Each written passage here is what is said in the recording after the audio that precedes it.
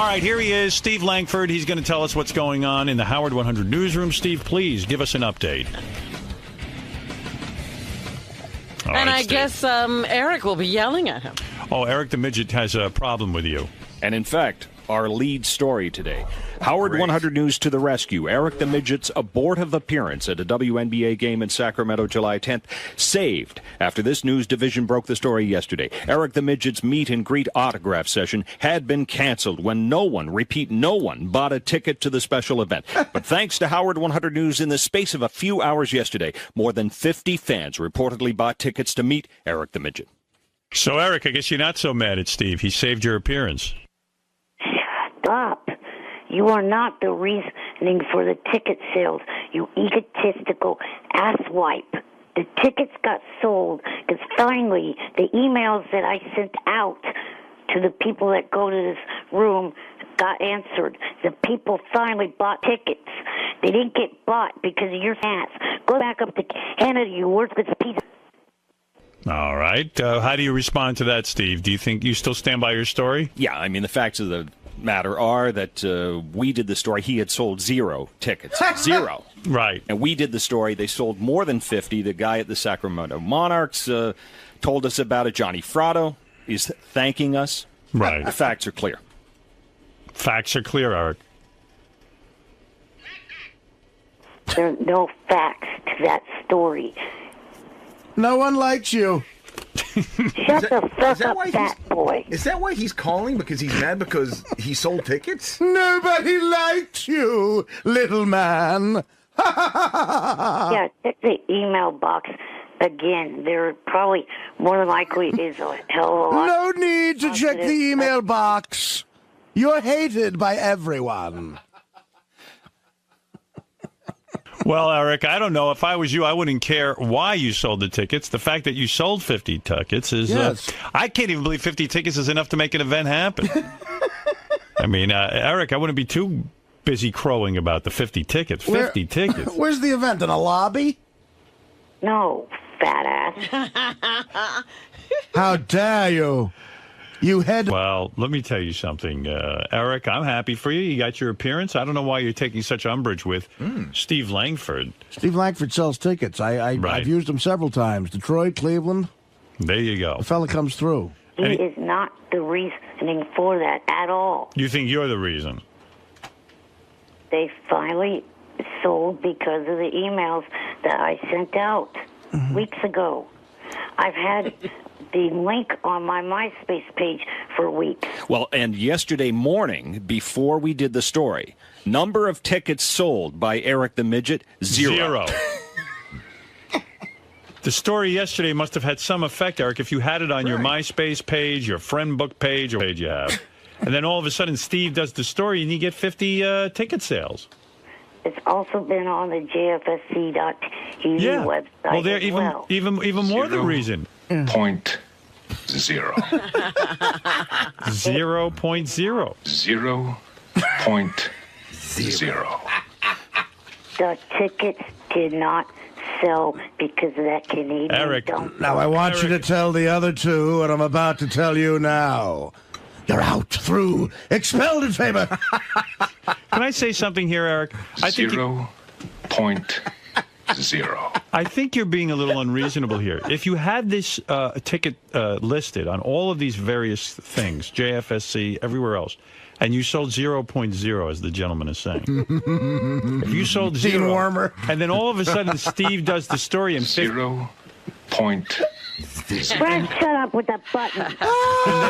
and then all of a sudden, now you're selling tickets. Certainly, you must give Steve the credit. Really? Stop being ungentlemanly. He's helping you. Every week there's a new example of you acting like boo. Really? I'm not giving Ed credit. Even if he deserves it, is what I you're think saying. you're making a mistake. I don't think that's fair to Steve. Him covering the story helped you. Really? I hate Langford. I want you to fire his ass. Why? Because he has a huge penis? Right. Well, why do you hate No. Steve? I He mean, helped you. He's helping you. 0.0. Are you saying you don't want any help? Fred, you push that button one more time. I'm going to fight in New York. Fred, come here. Fred, What? 0.0. 0. I'll meet you at JFK. What did you say, Eric? I missed it. I am sick of you hitting those sound buttons, you bastard. Eric, what did you say? What You're did going you to fly say? to New York and do what? Break all Fred's fingers so he can't hit those buttons. You should fly to New York and book him and then take him to dinner and suck his dick. How many balloons would it take for you to fly to New York? Fly to New York and stick his fingers in your butt. Eric, I've never seen you so upset. Say that. I've never seen you so angry. It's like you were possessed. Yeah. It was really like when Linda Blair went berserk. Man, Eric.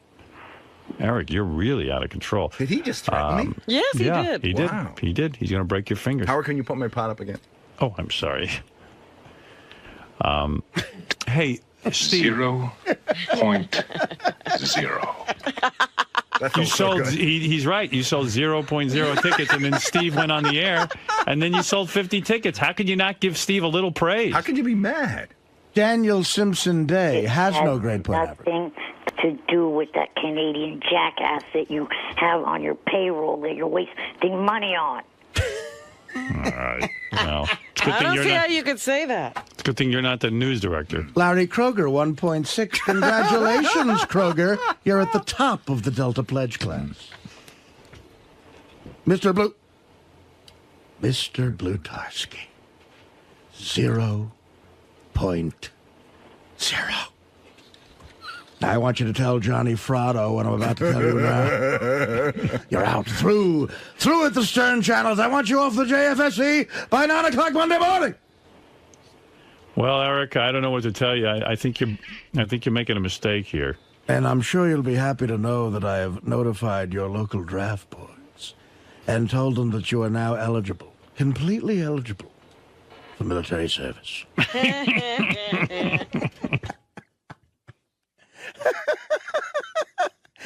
Where's that guy's Academy Award? Steve, are you sure before your story not one ticket sold? This is according to the Sacramento Monarchs. Wow. When did the tickets sell, Steve? After we went on the air yesterday with this. Ah, so you sold the Dumbass tickets. sort of coincidence. What? Coincidence? That's an extraordinary lack of success, Eric. We've seen losers on this show, but Madone. You are a loser's loser. Yeah. Scott the engineer looks like Donald Trump.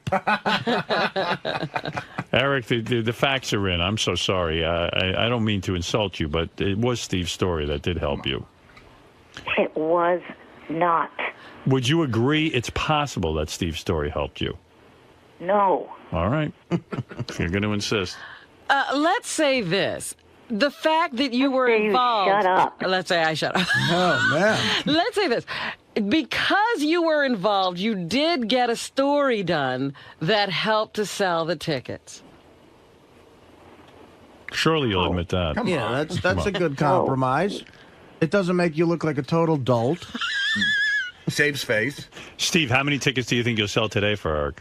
I hope a lot more. I mean, he's very angry, but the fact of the matter is, when we do news stories, sometimes they have results. Yeah. Clearly. Yeah. And by the way, the event was coming in the water, right? They weren't going to have it. Yeah, they had canceled it. Done. Now it's going to happen, right? Yeah, now they say it's back on. Oh, look at on Eric's website. It says 0.0. By the way, they weren't going to cancel it straight out. What do you mean?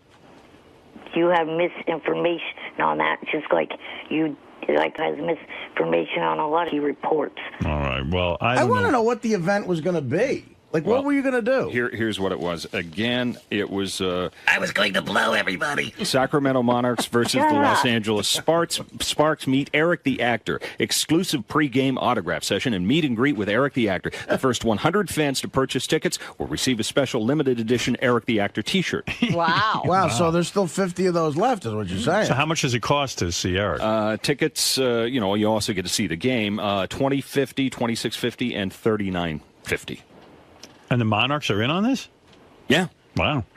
If you see if you stay to watch the game, it's only $10. All right, Eric. Well, thank you. You've had your words. And wait a Anything second. else you want to say to Steve? I want to just to prove something to Eric. This is Jeff, who processes the tickets for the Monarchs.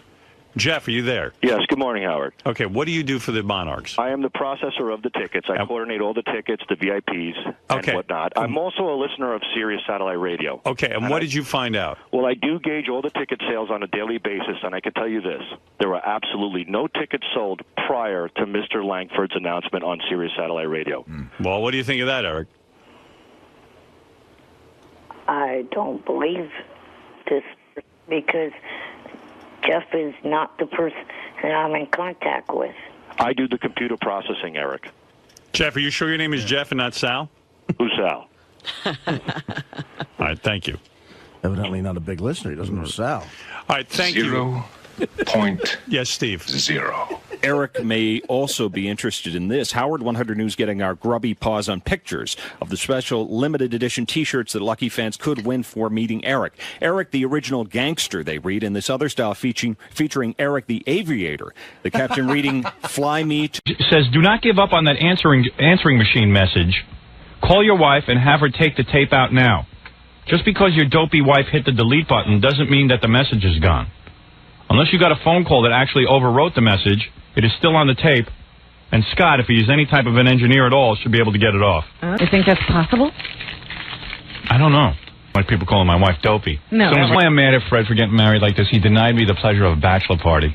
Bastard. Yeah, you could have had a lot of fun even for the air, but Fred doesn't think about the show. Forget the air. I'm talking about a real bachelor party. But you always clue me in on what happened things afterwards, because they're always wild. Well, I will be going to a strip club Friday night for Fred's bachelor party. Whether Fred is there or not is really irrelevant. I'll tell you that. It's a bachelor party after the fact. I'm going to a bachelor party. If anyone wants to join me, meaning Billy, Jackie, Fred, if anyone wants to join me, feel free. You're going to celebrate regardless. Yes. Fred deserves a bachelor party, and you're going to throw being his best friend. My wife is having some friends in from out of town. She'll be more than happy if I'm out of the house. Is that right? That's right. I'm going to a strip club Friday night in Jersey. Because they have the best? No, because that's as far away from my house as I can possibly get. And still make it back. You guys want to be there? Jersey's not the place. A lot of the counties in Jersey, they can't get naked, I don't think. All right, well, I'll find a place. I'll throw the party. You in? Well, I'll follow everybody's lead. You in? All right. Something disturbing about seeing... Now that Billy's sort of part of the show, something very disturbing about seeing Billy sitting in a room with his shirt off, all his blubber hanging over. What a Bill. I heard that Billy was trying to get in shape. Aren't you working out now? Yeah. You could have fooled me. Yeah, no, I'm working on it. All right, let's see. Stand up. Oh, big difference. Yeah, you look good. Good luck. So I'm going to throw a bachelor party for some guys, whether Fred is there or not. All right. Screw him. Well, you still like Fred. Go ahead. Do your thing. Ask him. Oh, I got the phone call. What, if Fred wants to go to the bachelor party? He ran away. Well, he doesn't want to leave his lovely bride now. Yeah, they have to be together. He refuses to tell us where he's registered. I know. It's on Mars. I can tell you that much, but I'm sworn to secrecy. The Mars one. You can't get there. Basically what it is. This one says, screw Fred, we want OJ. This one says, Dear Howard, I've been listening for many years, and I'm surprised at how you can be surprised at anything Fred does. This certainly includes him giving you advance notice of his unholy union with his Allison. He's a creep for not inviting you and the people he's worked with for so many years. Sign me, I hate Fred. I wrote that one. Howard, please don't be upset about Fred's getting married the way he did. The reason it was spur of the moment is because of all the hype this month about the 25th anniversary of the landing on the moon. And talk about space travel, Fred became nostalgic for home. All right, well, maybe they make good sense. Eric the actor is with us in Sacramento. He had nothing to wrap up last night. What did he do? Hey, there was no AGT last night, so Eric couldn't do his AGT SFSC show last night. JFSC, and I only do it Wednesday nights. Oh. Why wouldn't you do your show right after America's Got Talent airs when people are anxious to talk about it? Because I want to wait till both episodes air. I see. Every week. That's important, evidently. So you're the last to wrap. Everybody else is doing it on the night of the show. Hey, where is my, Gary, where is the Eric the actor tapes of his last show, which was a hoot? There is, and he'll be very excited, there's an Eric the Actor AGT page. Oh, my God. Eric's last show was maybe the worst show ever in the history of Eric's career. Shut up. Eric, why can't we hear you at least? Eric, you don't know how bad the show sounds? Do you even listen to your own show at all, played back? Do I sit and criticize your show? You can do that. People do that all day and night. But Eric, you're the star of the show, and all I hear is the girl you work with. If we even hear her papers rattling is louder than you. You can't tell me that you're not upset about that. She had all the questions in a Ziploc bag, and that's the noise that you heard. Yeah, but Eric, the noise was louder than you. How can that be? And she doesn't listen to the show while she's doing it? What do you mean she doesn't listen to our own show? I can hear the sound mix on my show. Do you guys wear headphones? No. Oh. Her and I don't. What? How do you hear each other? Because we're right near each other. Oh, you're in the same room, I see. Yes. I'm in the same room with Fred. We all wear headphones so we can hear what's going on. So you can hear the relationship of sounds. Eric, your show would be 1,000 times better with just that improvement. And Eric, by the way, if the guy who's the greatest radio performer in history, the most successful, gives you advice on a radio show, be smart enough to take it. What? There's nothing professional about this setup. There's no microphones or anything. They're just using whatever mic is on the camera. Oh, really? Is that right? There's nothing. Don't you admit if Eric wore headphones, he'd be able to hear that his show is in disarray? The show's in the audio. The actor show. The whole show's in disarray. He doesn't know what the hell he's talking about half the time. And let's get into the tape. Eric, since you don't appear to listen to your own show, I'm going to play it for you, and I am going to critique it. I was going to say, has Eric ever listened back besides when we play it for him? I don't know. No. Can you imagine? How unprofessional is that? Aren't you curious how you're doing? I take the word of other people. Well, and what do they say? A lot of people have said good job. I got to tell you something. I drive around in my car all day with Howard 100 and Howard 100 on, and I monitor what's going on, including myself. Right. I need to hear what's going on and what the show sounds like to a guy in his car. And I know you block everyone who says anything negative, but maybe some people are trying to help you. He only gets good reviews because he blocks everyone who's negative. Right. As soon as you're negative, you're done with Eric. But if Eric really was serious about broadcasting, he'd listen. You have to listen. I've been going on Letterman's show for years. Whenever I appear somewhere, I watch it at least once to see how my performance was. How do you think you get better? It's awfully arrogant, Eric, to think that you're going to be a star and a superstar talent without even... You're so bored you're not listening to yourself. All right, I'm going to play this for Eric because this is the opening of the show. I know I played some of these yesterday, but Eric was quite perturbed with me because I played these without him being here. Oh, really? Which is ridiculous. But all right, I'll do it here for him now. Here's Eric's opening to the show. Number 2 here. Welcome to the JFSC.wrong. By the way, if I may point out, the woman typing over Eric. Do you hear this, Eric? And also, I couldn't even make out the first 5 words Eric said. I don't know what he's saying. He said...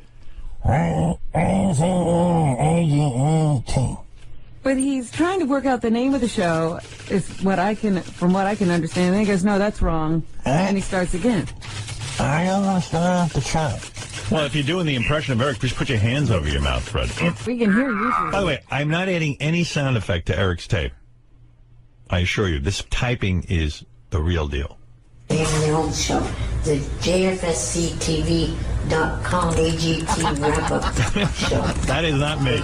Your host, Eric, the actor, which is me. I'm going to recap the America's Got Talent. It's been on since, May 14th. I want to address something that happened It's so hard to hear you. That's number one. Then the show continues on. And this woman that he works with, I guess it's the woman, is fumbling around with her papers, and I can't hear a word Eric's saying. At Parminder Gill. Her I hear fine. Oh, yes, loud and overmodulated. Yeah. At Parminder Gill. Eric, is it possible you'll stop grunting if you sing a country song? I don't do that. That's the host. I talked to plenty of people on the phone off air for this current show, and not one of them. That's not me. It's a combination. If it comical. Sounds that way, it's a combination of it's early in the morning. I just woke up. Eric, if I did the show, and it Does sounded... Eric really want to be on the show? It almost like he is in another room. Yeah, if the show sounded like this. Hey, Robin, how you doing today? And I gotta tell you, last night I was watching television. I had a great time. And, I'm sure we'd be very successful. And I got to tell you, I love doing the show and I love meeting people. On top of that, I mean, you're hard to understand anyway because you do have that. No, I fucking. No, I fucking don't. No, you have a voice that is difficult to understand sometimes. I fucking.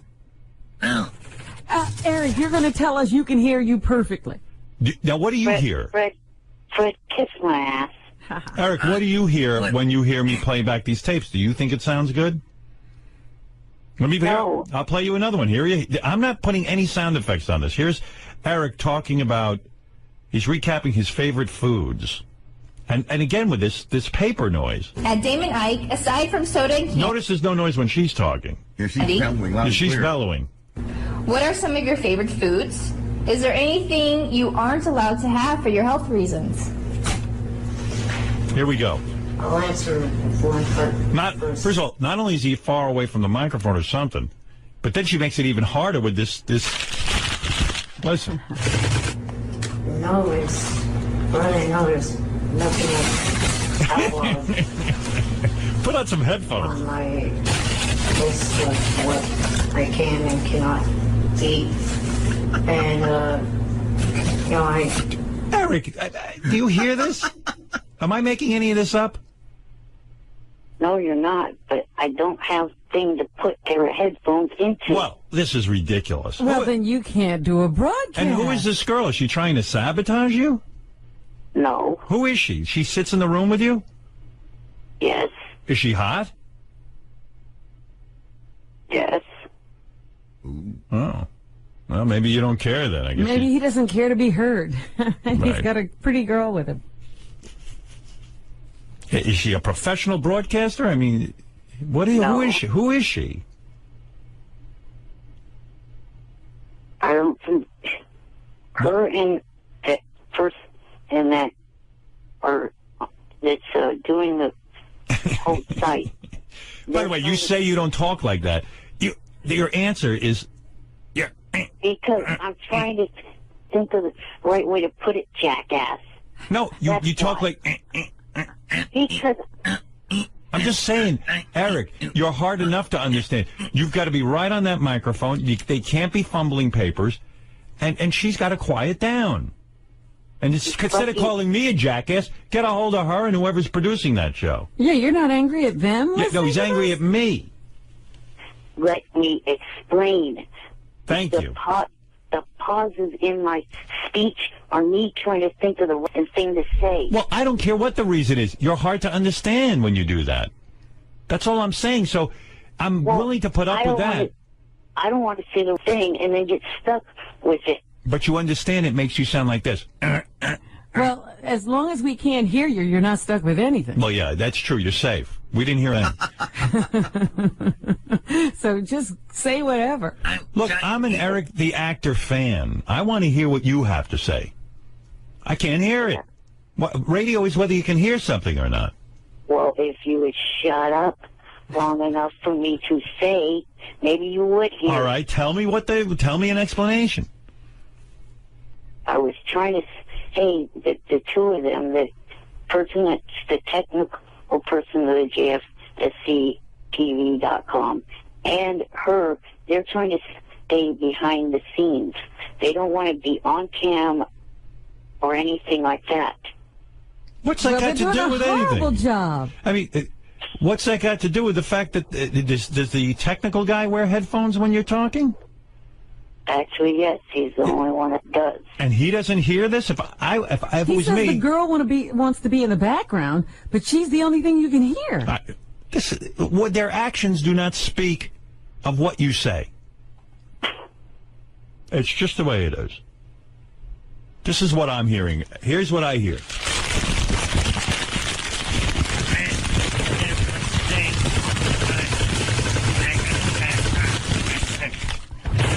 what I... What do you hear, Fred?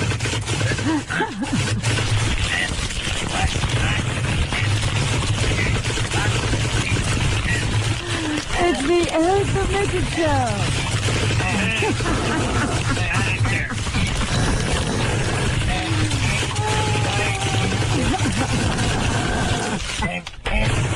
All right. That's what we hear. That's it. That's everything you get. And I know you think I'm being harsh, but I'm the only one being honest with you. Why bother doing a show that we can't hear? Okay? Hello? I'm here. Look, if the name of the show was Eric's Paper Crumpling and Typing Sound Show, I would say you got a hit. Because that's what I heard. I heard papers crumpling, typing. And everybody but Eric. You hear somebody talking very well and loudly. Right. And then you hear some guy who sounds like he's outside the studio. You know what I've learned in radio, Eric? People will not put up with... they'll try a show for 30 seconds. If it doesn't sound right, they're gone.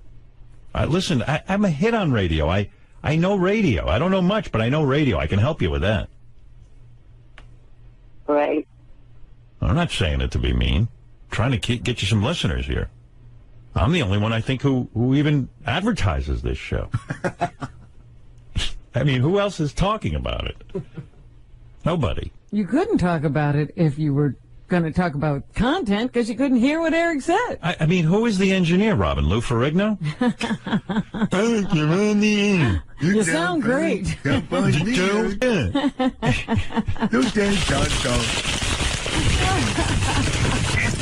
it up. You're doing great. Thank you, Lou. You know I played the Incredible Hulk? Thank you. All right, Eric. Well, I hope this was of use to you. I don't know. I'm trying to be constructive. Do you think you'll go back and make some changes?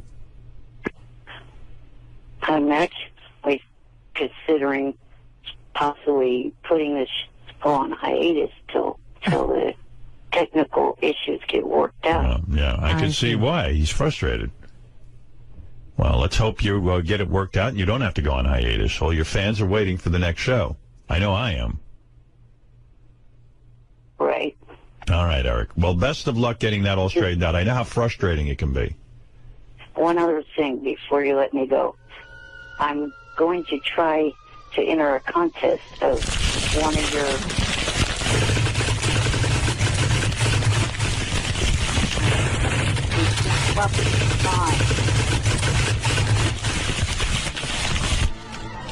Well, thank you for that, Eric.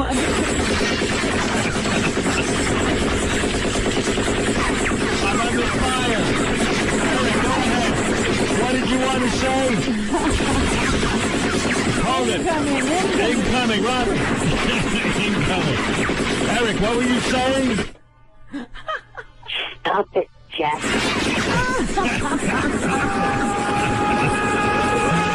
Robin, duck. I mean, I hear a duck. Oh, it's Eric. Hey, I'm going to enter a It is an contest illusion. that started yesterday. What contest are you starting? No, I didn't start it. I'm entering one that started yesterday. Yeah, what is that? So, the coast of... Hold on, Eric. There's a duck sound. Stop it, duck. Wait, you duck.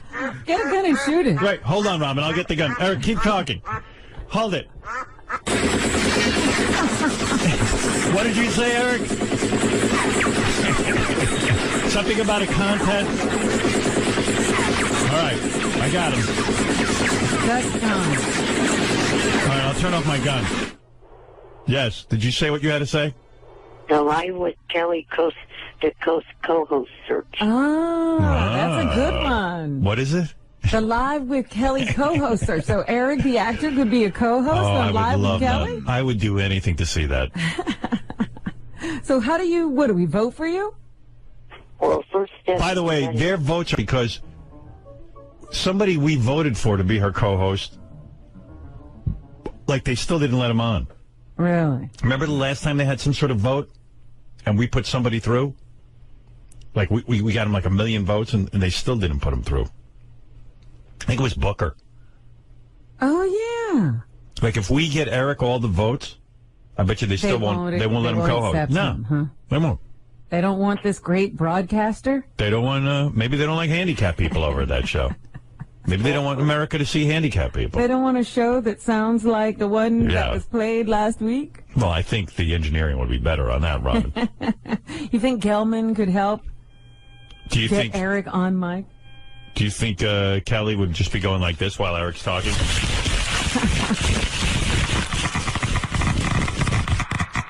Eric, so what do we do to help you? And please don't mind my Geiger counter going off during the show.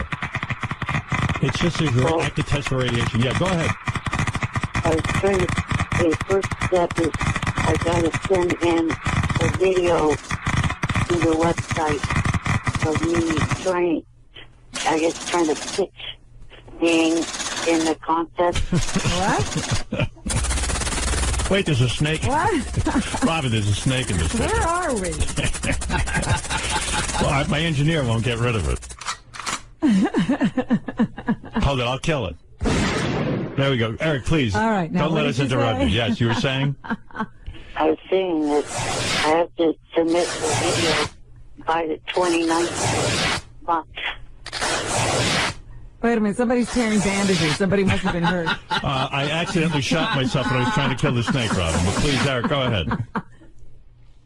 I'll say it a third time. Please. I have to submit a video to their website by the 29th. All right, we'll do it, because we'll all vote for you. You know, once they see the video, Eric. Oh, I'm sure it's going to be a great video. Would you send me a copy of the video just so I can see how you're doing? Where are you taping this video? I think in the same JFSC studios. On my laptop, probably. Yeah. What do you have an agenda for the video you're sending, Kelly? No, not really. That's good. You're just going to do what? What are you planning to say? I'm going to... Hey, hello, Kelly. Here's what's in the news. This is what, you should be like Regis. If you're going to get that job, you got to go. Last night, I went out to the 7-Eleven.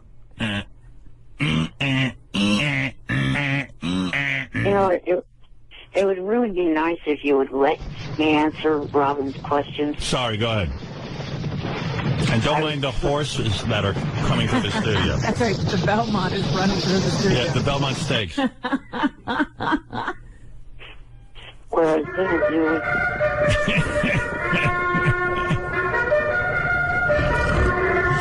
I got to get out of here. You are such immature assholes. You think? I agree with that. Yep. So what is it? What are you planning to say? I was going to say that I've been a part of the Howard Stern show for almost 10 years, and that I've been on TV shows, and just going to give my credits. Well, I could argue with that approach. That sounds horrible. It sounds boring. Yeah. Eric, again, I'm going to give you some free advice. You'd be smart to take it. Notice, like, when Regis was on with Kelly, he would talk about what he did that day. Like, you should get real down with it. Like, hey, I had a great night last night, or I had a miserable night last night, or, don't talk about what you've done. Talk about, what you're doing now and, what you read in the newspaper. Like, Regis would hold up the newspaper and go, "Can you believe this? The Houston Rockets won," or something like that. All right. Yeah, you got to act like the hosts. Hosts something.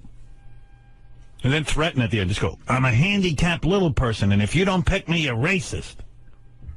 What is it when you don't like little handicapped people? Is that racism? Well, it's What is that? What is it called? There's not even a thing. There's not even a name for that. Yeah. A littlest, I believe, right? If a racist is a race, a littlest would be... Well, a handicapist. A handicapist littlest. A sizeist. A sizeism. A sizist. A sizeism. You're practicing a sizeism. Got it, Eric? Yeah. What are the odds of him getting selected? None. Yeah, even if we all vote for him. But I'm going to vote for him.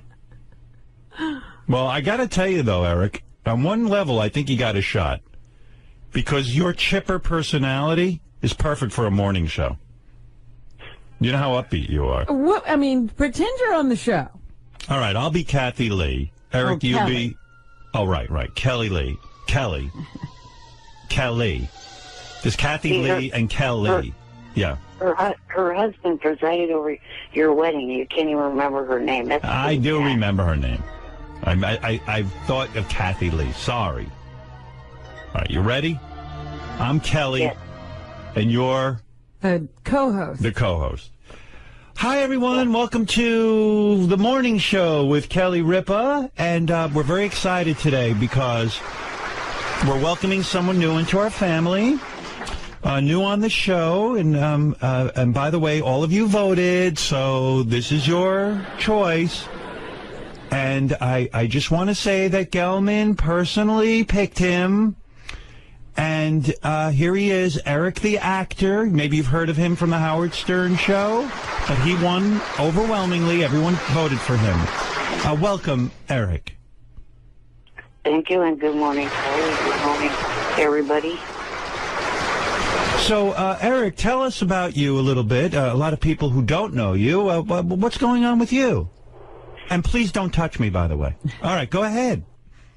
I've been, for almost 10 years now, a regular caller into the Howard Stern show, and I've had... So you call Howard every morning? Just about every morning. Wow. Okay. I've also had 3 acting parts on 3 different primetime shows. The first one was American Dreams, then Friends, and Plain Sight. Oh, Plain Sight. Isn't that with Mary McCormick? Yes, it is. I don't remember seeing you. What did you play? The doorstop? I was in the 2nd episode of the 5th season. Oh, wow. I played a landlord. Okay. I'm changing the channel. I'm sorry. Yeah, I thought Eric was going to take over, but he wants to talk about his credentials. Right. He just and you know, Eric, when you show up, the first thing you say is not that, you know, you've been a caller on the Stern show for 10 years. You got to explain. I don't know. You know what, Robin? You don't know everything. Eric's got a plan. Well, Eric, it's great having you here. We're going to bring out the North Shore Animal League now. They're bringing out a 40-pound cat to eat you. He's going to eat you on set. Any funny anecdotes from the set of Plain Sight? Must have been great being on the show. It was a lot of fun. Yeah. What an anecdote. Did anything fun happen? Do you know what an anecdote is? Yes, I know what an anecdote is. Oh, he thought I said anecdote. If you get bit by a snake, you get the anecdote. I'll tell you. No, Eric, hey, it's so great having you here. You know, I didn't realize what an actor you were. What happened on the set of In Plain Sight that you might tell us about? Well, just got to meet up the cast and the crew and do my part. Wow. Nothing funny happened? I could see why Gelman picked you out of all the people we could have chosen. Nothing happened while you were on the set? I don't mean to tease you, Eric, but what I heard about you. The story of I the heard werewolves? I heard you were afraid of werewolves when you were working. Well, didn't encounter any. Eric. Come on, Robin. Oh, my God. You don't think this is fascinating? This is awful. You don't think Kelly and Eric make a good team? Eric's not giving anything. Are you saying if anything ever happened to me, Robin, you wouldn't work with Eric? No. Oh. This would be a nightmare. Right. You know why she says that? You were waiting for something funny or some funny anecdote. And you should say, like, you know what, Kelly? Just before I went, one of my friends convinced me that werewolves actually existed, and I thought I might get eaten by one when I went to the set, so I made sure to put a rider in my contract that it had to be werewolf-free. Look, Elephant Boy's laughing at me. Robin, maybe you should co-host with Kelly. You were pretty good. All right. Well, Eric, I wish you luck with all your new endeavors. Please let us know when we can start voting for you. All right? That'll be never. They'll just totally reject this tape. You better show us that tape before you send it. Yep. Send me the tape so I can critique it and maybe improve it a little. All right? Okay. All right. You know, I've taken a special interest in your career, as you know. I mean, I'm responsible for getting you on a lot of shows, and I feel sort of a sense of responsibility that maybe I could help you with this, this co-hosting thing. In fact, maybe even get that girl that you work with to play Kelly and have some bouncing back and forth between the two of you. That would be my first advice. Rather than make the audition tape yourself, try to get a partner with you. And then, just to clarify, you guys are on air next week, right? Yes. Okay. Why is that? Well, so if I send you the tape. Oh, right. Okay. All right, Eric, I've spent way too much time with you. Best of luck, and please have your engineer listen to this show a little closer. Thank you. Right. All right. Just trying to help. All right, Just Eric. remember, poor JD is out there listening. Right. He's forced to. JD's probably the only one who's forced to listen to the entire hour. All right. And with any luck, Eric, if you listen to me, you'll be my heir apparent. You know what that means? Yes. What does that mean? It means the person that follows you. Uh-huh. You're designating him. I'm grooming you. Thank you. Okay. Bye for now. Bye for now. Right. Eric the actor, everyone. There he goes. Annoying motherfucker. Robin, by the way, you were very helpful with Eric and trying to mold him. I just see that audience going down to zero. Well, he starts, I got to meet the stars of the show. And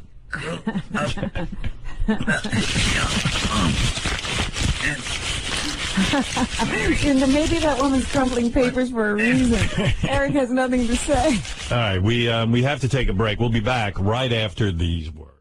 Hey, before I get into anything, I was listening to Eric the actor's new AGT wrap-up show. Oh, that's right. It comes on Wednesdays after the show. Yeah, if you can find my show, America's Got Talent. It seems to me, I think it's on tonight. When is it on? I'm assuming tonight and tomorrow night, but one never do know with that show. It's wild to me how people go, when is it on exactly? Doesn't seem to be clear. And I was going over the summer schedule, the rest of the summer schedule, when we go to live shows, and sometimes it's on Tuesday, and sometimes it's Monday, Tuesday, sometimes Tuesday, Wednesday, and then sometimes Tuesday, Thursday. What? Yeah, I've never seen a show handled like. Usually you have a time slot. Tuesday, Thursday. Yeah. Well, they moved it to Tuesday, Wednesday for me. That was the original plan. Yeah, but you pick a time and a day. And stick with it. Run with it. But it's okay. But, you know, and I just kind of like go, whatever, whenever it airs, it'll be fine. Show's doing well, what do I care? But every week you have to check. It's that good a show. Like, you literally have to just... You have to go hunt it down. Yeah, it's worth it. Anyway, Eric the actor has his America's Got Talent wrap-up show. And they've worked out the technical glitches. You can now hear him. Okay. But it hasn't improved the quality of the show any. Can hear you in the room. Good evening, room. Can everybody hear me? It's a good way to open a show. Good evening, room. Can everybody hear me? Well, I've never heard of people referred to as a room before. Good evening, room. There's a big silence. You don't know what's going on. Welcome to the JFSATV.com AGT wrap-up show. Well, they have whittled Show down over. that name. You think? I thought it was kind of long. JFSC AGT. I'm your host, Eric the actor. Eric the actor. Well, it was JFS. Yeah. He doesn't realize he has a funny delivery. See. His breathing is a little strange. But he's a handicapped guy. This week's show is brought to you by the Viper Room. Oh, we have a sponsor. On Tuesday the 26th, go to the Viper Room and check out their karaoke pole dance and competition. Wow. And called Pole Stock. That's pretty. karaoke pole dancing competition. It will be What? cold whole stock. What does that mean? Are the people on the pole doing the karaoke? I don't know. What do I know what goes on at the Viper Room? Eric seems to be tied in with the Viper Room. Good for him. Yeah. Hosted by Big pause. Sam Tripoli, and porn star Shayla Styles. Anyway, it's off to a rousing start, and you want to hear? What can you say? What can you say? And then about people this just show? call in and or write in, I guess, on his chat room, and they ask him ball busting questions. Like, here's somebody throwing a math question at him, and Eric gets angry. At Brock Carter, 69, ETA. If there are 21 contestants on AGT and 13 suck, how many make it through Las Vegas? Oh, good grief. Gee, I wonder why they're asking this question. I'm not answering it. At my So he won't answer any math questions. Well, I just realized that Eric the actor is ETA, so now Right. he's ETA. This is ETA on the JFSCAGT wrap-up show. There's a lot going on there. So then finally he just starts yelling at everyone for asking math questions. Despite what some people think, I don't get paid to call into the show. I don't get paid for, having these. We don't pay him for all those great calls? Being bad at math. Yeah. Isles Porcus. Eric, if AGT is 1 hour long and a marathon shows 4 episodes, how many minutes of AGT were aired? Enough with math questions, you dumb it's. There's some sort of audio problem this week where you notice it cuts out every Yeah, minute. misses some of his words. Yeah, but makes it funnier. Kirby Orton. Are you voting this fall? And who will you be supporting in the 2012 election? Yeah, I'll be voting in November, and I'll be supporting Obama. Who? I think he said Obama. No, I think he said a llama. I'm supporting a llama. I'm supporting a llama. They're very furry. Then people just, all they do during his whole show is try to piss him off with questions, and the girl reads them, Evidently, Eric whistled one week on his show, and the whistling, because he's on video, Yeah. they said his face contorted and looked strange when he whistled, and now he doesn't want to whistle anymore. I think everyone wants to hear you whistle again. It was very popular. Yeah. Maybe we could arrange something that you just do something different. Well, the other thing, besides the fact that it kind of created an issue, the other thing that kind of annoyed me is it didn't even get one bit of attention from Howard. That's one of the main reasons why I did that last week, was to get Howard's attention. He won't whistle How did now. we miss that? Is he a good whistler? Yeah, the best part is when Eric is now angry with Live with Kelly Ripa. Why? Because he's entered the contest to become her co-host for the week, and serious about it. And now he's thinking of withdrawing because he found out that Kelly doesn't fly in her guest hosts. So what's so great about it is, Eric's never going to get chosen to be the guest host. This is great, though, because now he can rail and rant. Yeah. Hey, Eric, I would say, you know what? Why don't you send in a tape to Kelly Ripa, and if you get chosen, then worry about the airfare. Well, I can think with the economic bad timing that we are having right now, that having a contest where you don't pay for the... Yeah, but I'm saying you're not going to win anyway. You're never going to be the co-host. It would be such a fluke. Yeah, if the fluke happens, we'll figure out how to pay for it. You don't know if they would choose me or not. That's what I'm saying. So let's see if you get chosen. I'm telling you, they'll never choose you. First of all, can you imagine, Eric will get chosen, which would be, the greatest thing ever? Then he'd be like, I can't get an oxygen tank that quickly, and I can't, he would actually probably end up blowing it anyway, which would be so great. Here's Eric mad at Live with Kelly on his radio show. Eric, are you going to turn in a video to Kelly's show? Oh, the live. Yeah, I've considered that. The only thing is, there was one major thing with it. The people that they pick What is that noise? to do travel cost. They have to buy their own round-trip ticket, which I find a little annoying, because a lot of these people that are probably going to be entering this contest are people that are out of work and don't have the money to buy round-trip tickets. So why make them have to pay for their way? Yeah, they can afford it. It sure makes a ton of dough. If they're sitting at home watching live and entering this contest, surely they can afford it. If they have that much free time. They all must be billionaires, because most people go out and work. Well, Eric, I would enter anyway and see what happens. I'll bet you don't get picked. Do you have to send in a picture? And if I do, what will you do? We'll fly you in. Yeah, I'll fly you in. I mean, not on a private jet. Disclaimer, disclaimer, disclaimer, but I'll find some money to get you a flight. But you're not going to win. And not only aren't you going to win, you're going to make it a pain in the ass anyway. Then you're going to go, well, you're flying me in, but who's going to put me up? And who's going to, What day? What day? And I have to order an oxygen tent. I have to have 2 tickets. Not the tent, you moron. How do I know? He wants the tent to play. Yeah. We need a tent for the lightning. All I need is an oxygen generator, not an oxygen. That's like my problem. Oxygen generator. What are you breathing right now? Oxygen, right?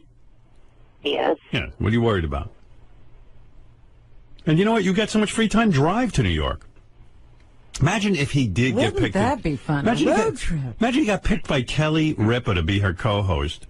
And then he couldn't get here. Yeah, and then he'd just be like, well, I can't get there. It's like, what else do you have to do but get there? Walk. Have that guy wheel you. It's just crazy, his thought process.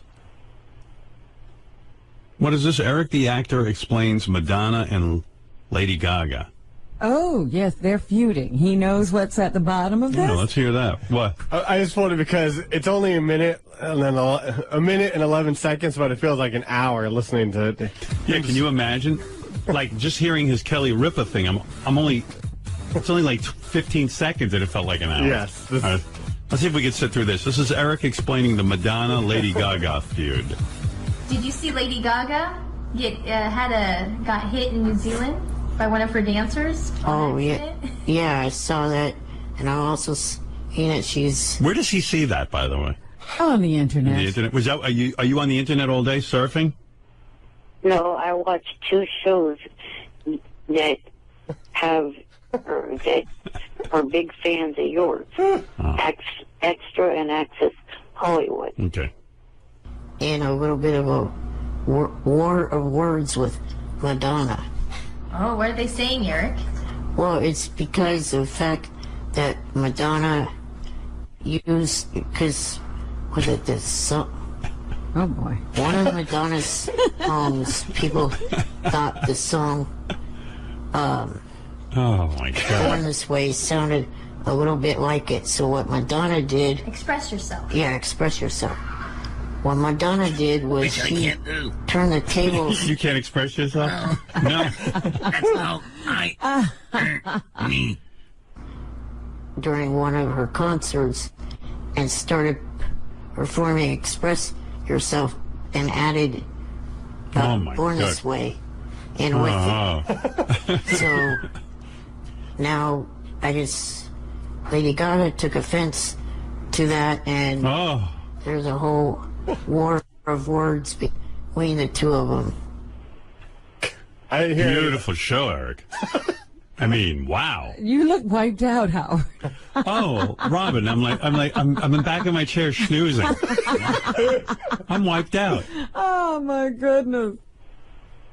The Cliff and White is I edited together a whole bunch of times. Well, not a whole bunch, but a few times where Eric was annoyed with the question. What does he do? He goes berserk? He doesn't go berserk, but he's like, you. At Elwood Lugnut, Eric, have you ever considered doing your old circus act on AGT? I don't have any old circus acts, you stupid ass. At Real Disaster Us, Eric, people accuse you of grunting when you're clearing your throat. Can you demonstrate the difference and put this issue to bed? I don't want to demonstrate the difference. At Elwood Lugnut. That seems like a pretty fun thing to hear Eric do. What is it? You're claiming you're clearing your throat, and they're saying Not grunting. They say you grunt. Yes. Yeah. Oh, JD, come on. Oh, Christ. It's great, right? Not really, but... Where else but this show would, like, Eric the actor be up? There's no other show. All right. Definitely not Live with Kelly. What, you don't think he'll get selected? He's the last person they would want to see on morning television. Yeah, why don't your geeky ass in a video? Yeah. Because I'm smart enough to know they wouldn't pick me, dummy. At what point in this show does Eric talk about AGT? I mean, does he ever get to it? He does. Because it's the most boring part. He says he likes this, he liked the squirrel, and that's about it. You like the squirrel? The squirrel just went round and round and round. It's not who's going to pay $1 million to see that? By the way, too, a lot of what they cut out too, that's nodding and salivating. It was like animal torture to me. I couldn't take it. I was like, I didn't think it was a great act, but it was funny to watch. Yeah, it was good. It was good. It was a one-shot deal. It was fun, but I wasn't putting it through. And I told the news, the same thing with his Idol show back then. It's more a Q&A with Eric with a little bit of recap of AGT and American Idol. Yeah, But Eric doesn't direct the conversation. Well, he comes on and goes, and then he takes questions. He sounds exhausted. ETA, do you stick your head out the window when you ride a car? No. At Miles Porkus, what is your favorite game at Chuck E. Cheese? How nice do I have to tell you? Idiots. I think they know that. I think they're just trying to get under your skin. You've never been to a Chuck E. Cheese? I could see you going there. Not since the 90s. What was your favorite game? What was your favorite game? I get back then skee ball. All right. Well, that's an answer. Skee ball. See, Eric, that's how you answer a question. He played skee ball. No, I was the skee ball. In the 90s when my brother was a kid. All right, okay. I had enough of Eric's show. All right, Eric, very good. I love Eric's show. Right. Yeah. We're talking about... You love it. That's your show. Yeah, I love the playback. We wrap up Eric's show. Yeah, we do a wrap-up of the Eric show. Well, I really would like to know what he thought of AGT. He liked the squirrel. That's it? Yeah, but you know it's not $1 million act, right, Eric? Right. And given the fact that he only aired one show last week, there wasn't all that much to talk about. I know. I was disappointed. I love the show. I mean, if I wasn't even on the show, I'd want to see it. But does Eric really take notes and have things to say about AGT? No, I don't take notes because I kind of think that would distract me from enjoying what I'm watching. So, in other words, you have no idea what to say about the show after it's over? Well, I try to remember as much as I can. All right. Okay, thank you, Eric. And listen, we look forward to your show Wednesday on the JFSC, whatever I'm that looking for a better wrap-up this week. I want to hear some AGT information. Well, he's got 2 shows to view on Monday and Tuesday. So. And he'll have forgotten both by Wednesday. No, he says he has a good retention. All right, Eric, thank you very much. Howard. Yes. One question, if you could ask Mark Wahlberg if they're ever going to do a Entourage movie. Okay, I'll ask him. Gary, write down a note that Eric wants to know from Mark Wahlberg if there'll be an Entourage movie. Okay. All right. All right, Eric, it'll be done. Is he making his video? Are you gonna make a video for the Kelly Ripa show? I'll try to make it by tomorrow, so that way it could be you guys on Wednesday, because you said you wanted to review it first. Yes. Yes. All right. Thank you. Yeah. What would you say if you were? What would you say the odds are that he gets on the show? 0. Like 1,000,000 to 1, 10,000,000 to 1. There's no odds. It's 0. 0 to 0. 0 chance. I don't even need a chance to look at it. 0 point. Even with the fact that she's a fan of yours, you don't think she'd? No. There's no way in hell she's putting you on that show. A, you have trouble speaking. I know you don't think so, but you do. Your thoughts are slow, and your speech is slow. Secondly, when do you ever see handicapped people on TV? Barely ever. Everyone's looking for perfect. Look at her. I mean, everyone's looking for perfect people. Well, I think she'd be the perfect contrast. Yeah, but she'll look unbelievably beautiful. I mean, she looks beautiful already, but she'll look even more beautiful. Oh, can I just say one thing to Eric, too? Eric, the handful of times that you do see handicapped people on television, they overcompensate for the handicap with this amazing personality. Right. They have like an upbeat personality. Like they're awesome. Like insane. You sit there and you go, oh my God, I'm so inspired. Your point is?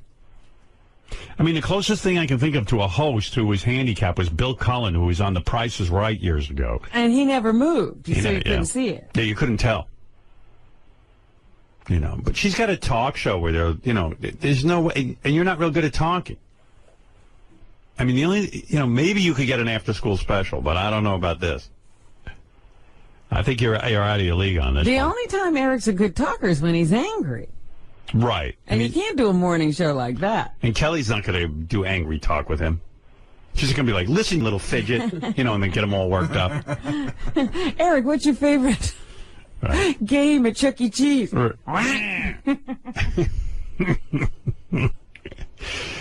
don't think she's going to ask him about his favorite game at Chuck E. Cheese. She's not going to want to offend him. Right. But whenever I see handicapped people on TV, they're very, very upbeat. Like, we had guys in here with no legs and no hands. And remember that tennis player that we had in? He was amazing. He had no feet or something. And, he's just like, I don't care. I can overcome anything. Eric gets on. People hate the handicap. I've never seen so many people write me hating the handicap after Eric's on the radio. Eric, oh, dear. And I'm like, poor Eric's handicapped. They go, don't feel bad for him. I mean, people hate Eric. So I don't see how in hell there's a 0 chance that you would get on the Kelly Ripa show. 0. But I can't wait for the tape. And I think you should make the tape as like a co-host, like try to make it as much like the Kelly Ripa show as possible. Right. I talked to one of your, I guess you could say, frequent guests a lot on the phone. And I don't have any problem talking to her at a normal rate of speed and other stuff. Every time I've talked to her on the phone, I've never talked to her slowly or anything like that. All right, well, prove me wrong. I'm telling you have 0 chance. He has no clue. Yeah. I think if you think that's your best shot at doing it, get her to do the tape with you. Right. Do it with your friend. All right, well, send me the tape. I'll critique it. Yeah, how's that possible? Tabitha lives in Vegas. Oh. Oh, well, that's too bad. Yeah. All right. Well, I got to go anyway, okay? I wonder why he wanted you to see his whistling. Because he's got to be funny, and I talk about it on the air and stuff.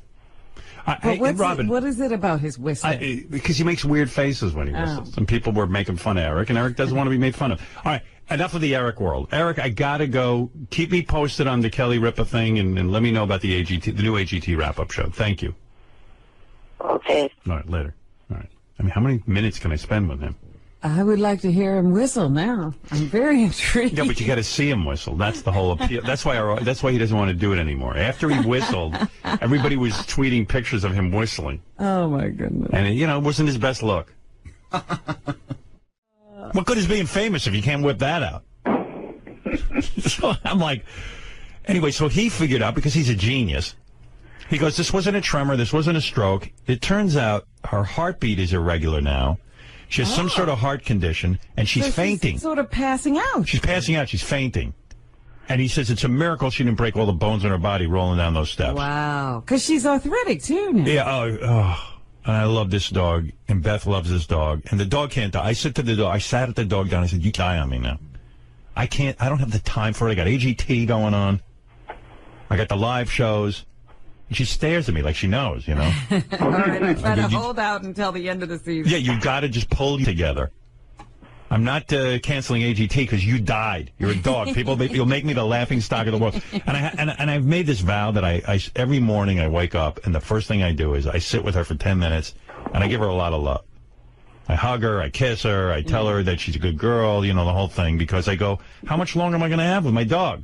Meanwhile, you know, she could end up being here for another 5 years. Who knows? But you don't know. And it's horrible. You know what? And the relationship you have with your animal becomes closer as they get this way. Oh. Don't even so it makes it even harder.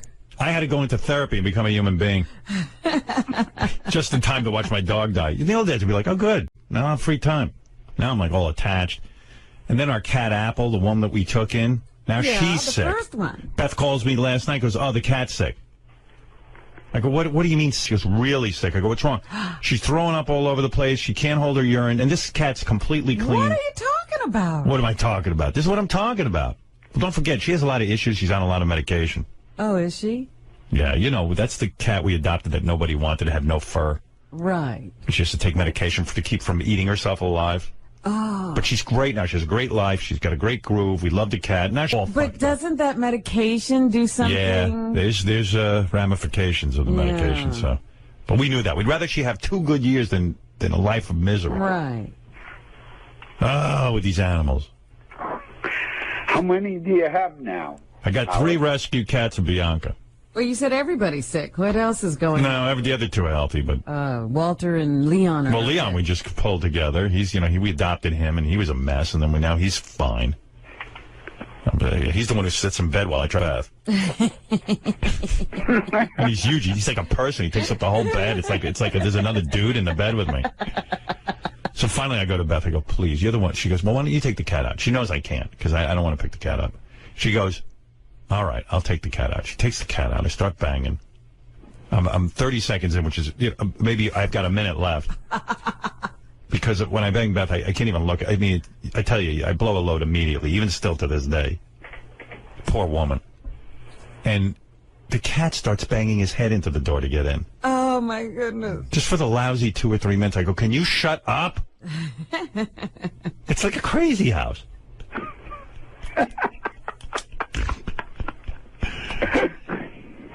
You crack me up, Howard. Well, good. That's what we're Glad here my misery cracks you up. That's what we're here for. All right. Hey, Eric, are you still there? Yeah. Eric just listens. I got to go, guys, because Octomom's here. She wants to go on the Sibian, which is going to be very freaky. She's not going to feel anything. Do you really think she has? She's had so many kids with that vagina. I don't see how she's going to feel. She can't even feel anything down there. That's right. Hey, Howard. I'm thinking like Eric has so many medical issues. His parents must feel the same way. Like they don't want to get too attached. Yeah, they probably don't want to get too attached, right, Eric? Because weren't you supposed to die when you were like 9? No, I was supposed to make it into my teens. So his parents probably are like, I don't want to get too attached to this one. He's going anyway. Meanwhile, Eric hangs on. Good for you, Eric. Shut up. No, I'm saying. Who wants to get that attached? I'm attached to you at this point. Yeah, see, now we're all bound up in this.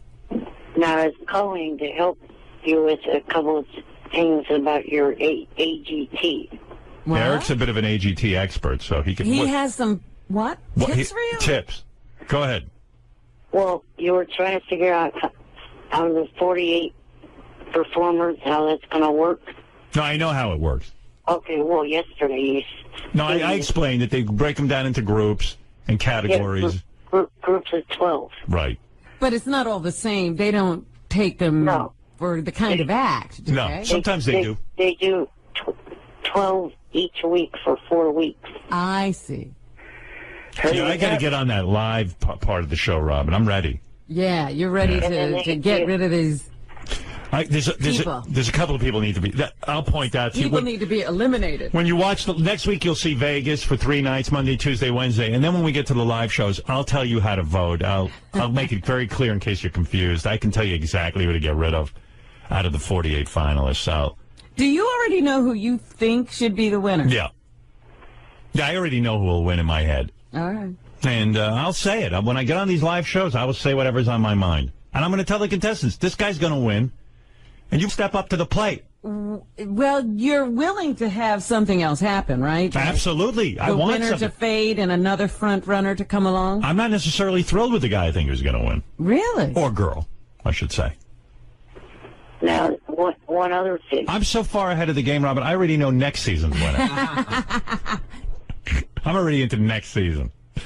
One other thing about the show before you let me go is the fact that on the 27th of July, with the Olympics coming up, be ready for NBC to really be shifting the show around. No, we're not on for 2 weeks during the Olympics. Oh, you're not? Okay, that's what they're going to do. Yeah.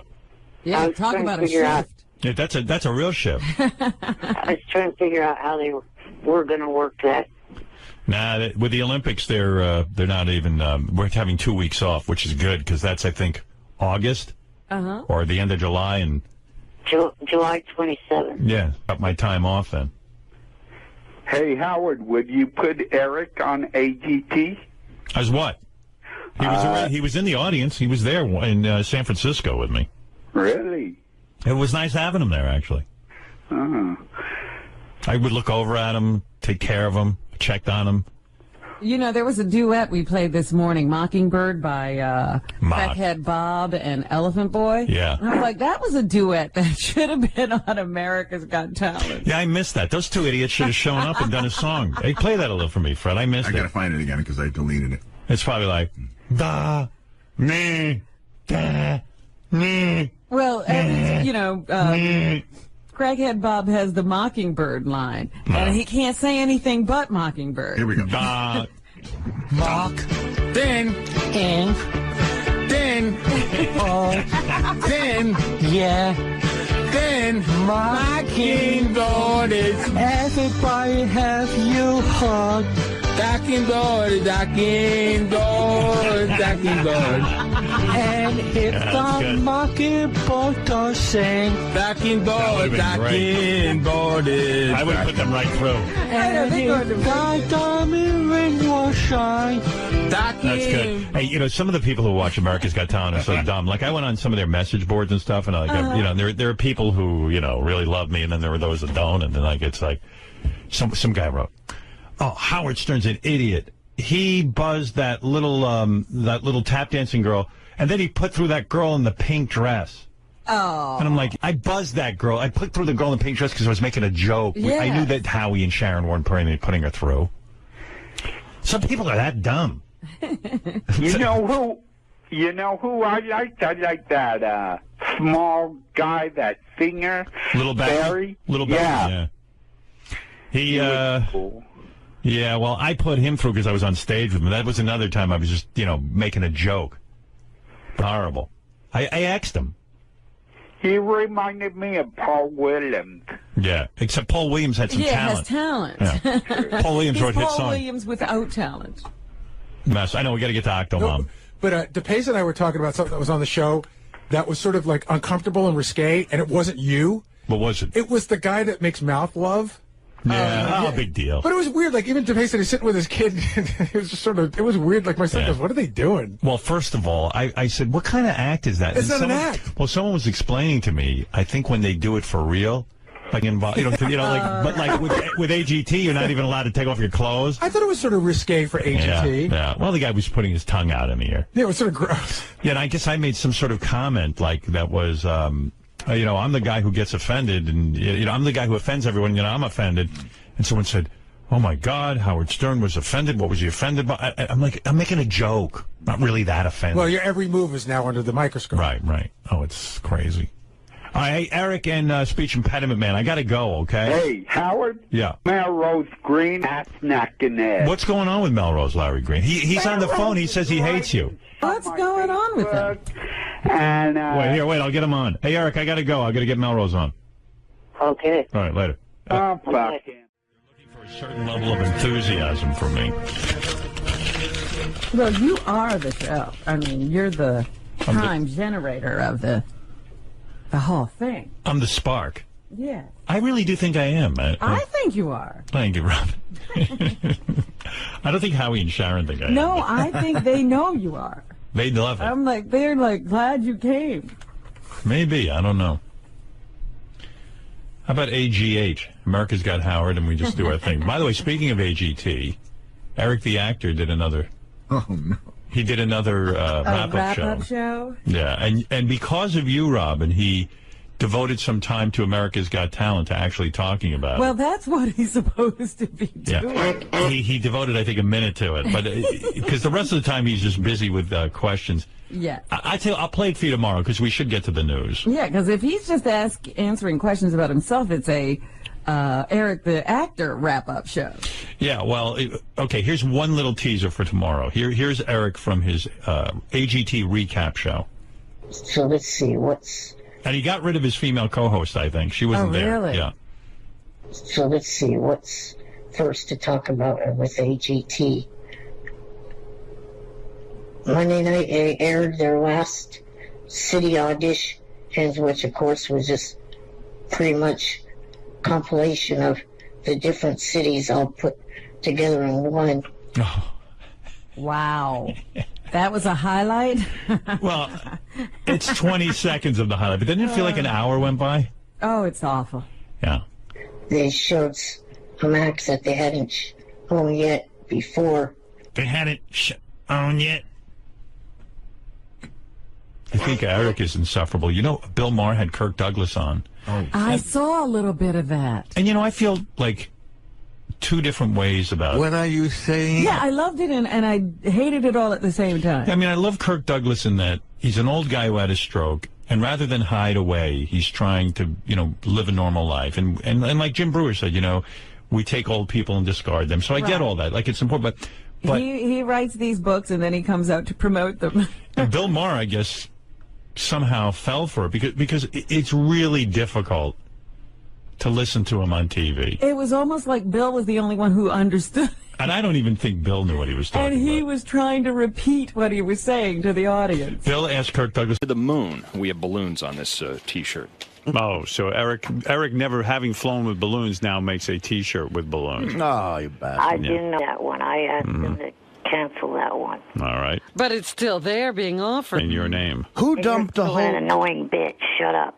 Who dumped a whole truckload of fizzies into the swim meet? Who delivered the medical school cadavers to the alumni dinner?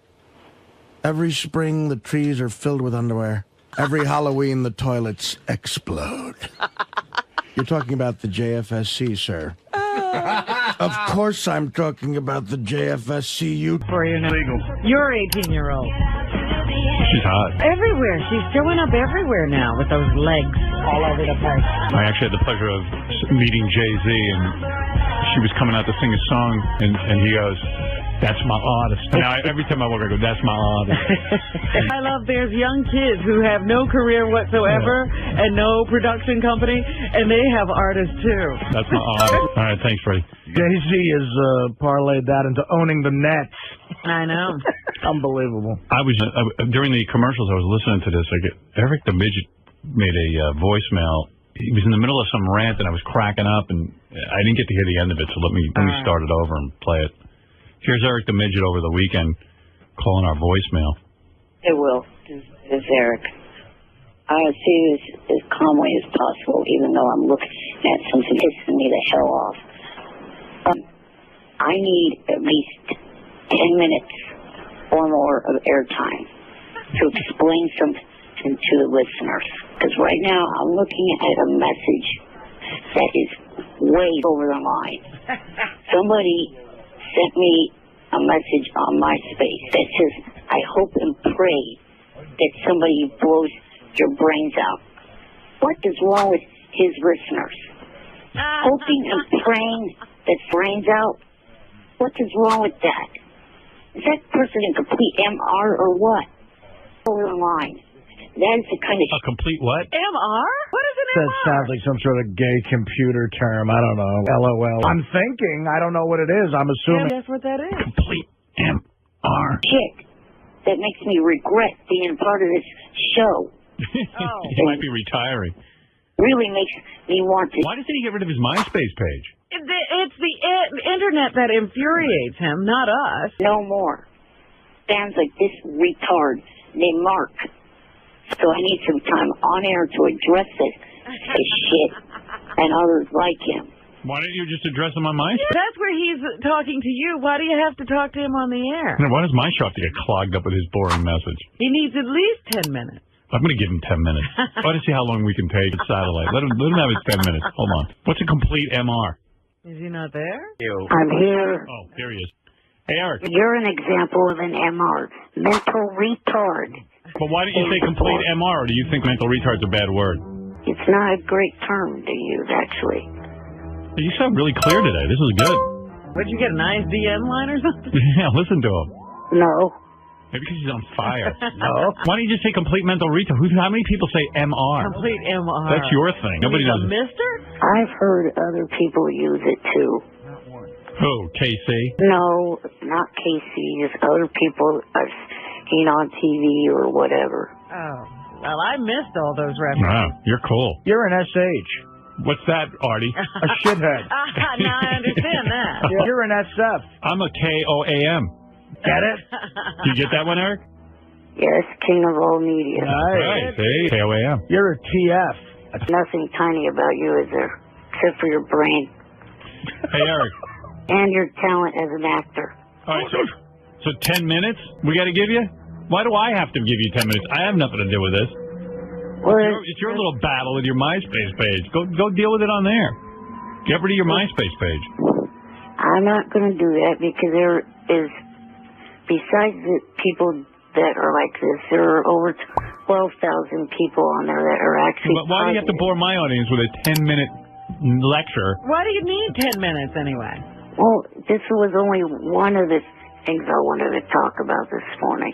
And what it is you've got to know yourself. You have two types of listeners that are sane and the ones that are insane. Well, if you're going to be part of the show, you got to put up with that. Every show has that. 60 Minutes has that. I know some guy who watches American Idol. His life depends on it. He's a fan of that show. He's crazy. Beds and wears pajamas, and he's 42. Yeah, at least I don't wear pajamas to work if I had a job. You should have burned yourself there if you had a job. At least I don't wear pajamas to work if I had a job and I was normal size. You're over normal size, aren't you? Aren't you? You know, I think it would be funny in some weird way to have you ramble for 10 minutes, but I don't know. What's on his agenda? Let me hear. I'm going to let you go 10 minutes and we're not going to talk. I must be crazy, but I'm going to allow this.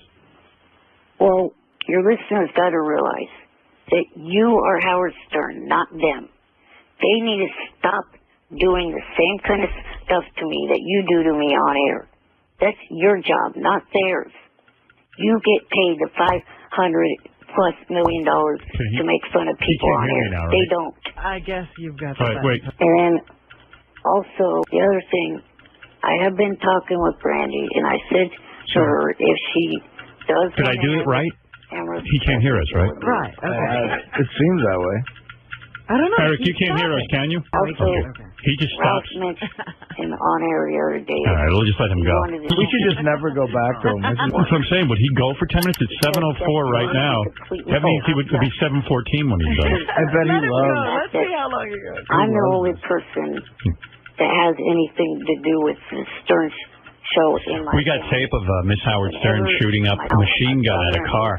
What's weird? And there are some. Andrea's like, she's on the ground in a bikini and she starts shooting this machine gun and her whole body starts vibrating. And then whatever she's shooting at just blows up like a huge explosion. I thought she was going to get hit with shrapnel. It's weird. People think that I don't Well, have any... we'll play that after You Eric's think her done. job is easy? Hey, let's get Lisa G in here. Yeah, just do news over Eric. We should get Lisa in. She's got a great Eric story. Okay. Great one's developing. He's talking to no one.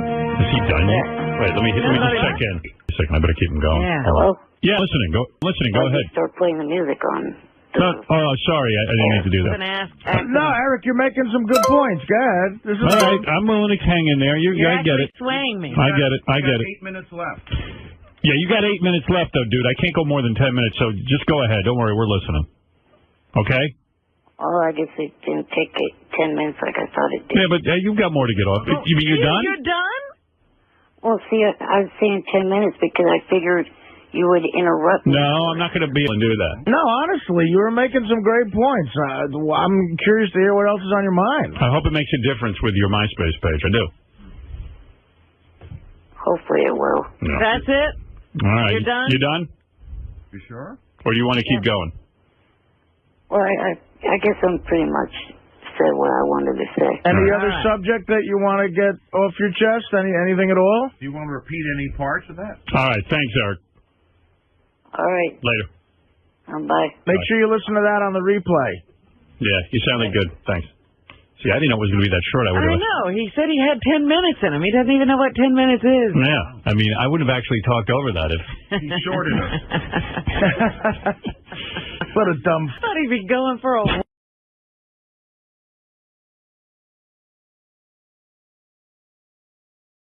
whole thing going on from You even the had show. Catherine McPhee's phone number. Yeah. Did you ever call her again?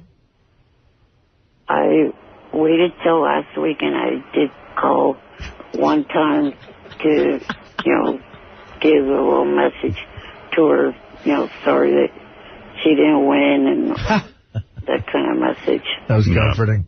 Did she call you back? No, I still have not heard from her. But I figure she's still busy going to all the different talk shows. And oh, is that what you said? Yeah. Do you ever think maybe she's never just going to call you? No matter how many talk shows she has? well, she called you guys back. Oh. Well, we have a show. We're very, very important. Did you leave your number? Yes. Yes. I'd give anything to hear that message. Are we interested in having her on, Howard? Yeah, of course. Because, it's funny, I called back the other day, and she got on the phone, and she's like, oh, my God, I'm not allowed to talk to you. Not like she's like not supposed to deal with us. I guess Fox handles everything. Right. But she's coming to town in like a week or so. Yeah, we want her on. We want her on, what's right? funny? If you showed me a picture of two women, I couldn't tell you which one she was. Hey, Eric. I bet you want to meet her, huh? Yeah. What would you do? You're going to have to diaper. Put your penis in Get ready for your parents really to get pissed off. Tell Mom and Dad to not go on that website for about a year. You shit in a diaper. We're going to have you on, and you're going to meet Catherine We'll bring McPhee. you all the way here. Would you wear, like, Hank's old bunny costume to meet Catherine McPhee? No. Yes, you would. To meet Catherine McPhee, to sit on the couch next to her. No. What if she gives you a hand job? Oh, please, she wouldn't do that. You might have to put a ruler in your ass this time. You know, see how many inches you can take. Give her 2 years, she'll be doing that. Hey, Eric, would you get a diaper to meet Kathy McPhee? No. You better think it over. Sitting right next to her. Can Would you- ask her anything you want. Would you urinate in a diaper? No. All right, don't wear a diaper. Just go in your chair. Just pee in your chair. Would you let Richard vomit on you? Nope. Will you play What's in My Ass? No. Shrinctionary? Yeah, here's your choices. If we have Catherine McPhee on, you can sit next to her on the couch. I'll even let you touch her. But She'll give you a kiss, I'm you sure. got to do one of three things. A, we can flush you down a toilet. B, you wear a diaper and defecate in it. Or I had a good seeing. I don't remember what it is. Oh, you let Richard vomit on you. Which one would you do, Howard? No, no, and no. I'd shit in a diaper. Yeah. It's a big deal. I'm not going to let a guy barf on me. We've all done it before. Yeah, it's no big deal. And it'll be part of a sketch. Robin puts you on a changing table afterwards and wipes you down and powders you. Big safety pin. We'll put you one of those little bonnets on you. As a sketch, though. And you got to be bare-chested. Just the diaper and the bonnet. Which would you do? Would you let Richard vomit on you? No, and no. Wow. Well, I guess you're not going to be eating her. What do you think is appropriate for you to do to meet her? What would you do, Eric? Would you nude wrestle Beetlejuice? Me? Man, that would be funny. Think about that, Eric. The lights up down zone. All right, as Gary said, what would you do? That's pay-per-view. What would you do? You shave your balls? Clue. Will you shave your balls on the air? Would you get waxed? Ooh, waxing. Well, wax your balls on the air. No thanks. And your taint. Nope. Would you put a Sirius satellite receiver in your ass? Nope. We'll see if we can pick up reception. No. Another no. Gee, I'm running out of things for you to do. Why should we have you on, then? And what's funny you? I don't know. Can we mail you somewhere? How about mailing him here? If he comes here in the mail, he can be We're going to put you in a package and mail you here. And if you get here, you can... Can we FedEx you to Brazil? You think you could put him in a package and mail him here? Well, okay, so wait a second. Hold on. If I wanted to get... Why don't we mail him to Catherine McPhee? What if we mail you to Catherine McPhee and it's in the fan mail? Wait, if I bought a dog from California and I wanted to get it to New York, I could ship it. Right. Sure. Right. He's as big as his large dog. Yeah, we'll mail you to Catherine. It'll be in her fan mail. Eric, what do you weigh? About 80 pounds. Yeah, perfect. A full-size Doberman is 100. They get those hundreds of pounds televisions here. Oh, St. Bernard will crush him. Is it illegal to mail a human? It is. Remember the guy who mailed himself? No. Is it illegal to mail a human? Yeah, it is. He got in trouble. They arrested him for mailing himself. No, we can't do that. I wouldn't survive a day in jail. Would you let Catherine McPhee stick her finger in your ass? Oh. Nope. Wow. Oh, yes, you would. I'll tell you what. I'll be fair with you. How about we do like a stunt where we tie like 100 party balloons to you and we see if you go fly? up in the air. You do that, I'll let you meet Catherine McPhee. What do you think of that? You know you won't fly. We just tie the 100 party balloons to you. I bet you'll lift off. I bet you get a few. I'm just trying to get him to go for it. I bet you'll get a couple inches off the ground. If they're Mylar 100 balloons? 100 helium-filled balloons. Okay. What do you think of that? No. That's nothing gross. You know what? I saw a guy on one of those beds. I bet you we could get him flying. I saw a guy on a show who did it to he flies, he's as high as him. Howard, he did it on a lawn chair. They're going to shoot him down. Eric is flying over Manhattan. We're calling 911. That would be fun. You'd make the news and you'd get to meet her. Hello, police. We lost our midget. We tie him to a kite. No, we'll give you a dart gun. You can shoot the balloons down. That's how you get down. No. You have no sense of humor. Why wouldn't you do the balloon thing? I don't get that. I understand you in the diaper. Come on. No? All right. I wanted you to meet her, but it's crazy. Would you let Tabitha Stevens stick her hand on your pants while you were next to... Why? Hey, that's a treat. But he won't even do that. All right, well, you get into some kind of a crazy outfit. He's not doing anything. He's no fun anymore. Chanks, what do you want to say, Eric the Midget? Hey, good morning, Howard. Morning. You know, over the past, Eric, over the past 20 years or so, I've done some tough things that I've had my parents pull me aside.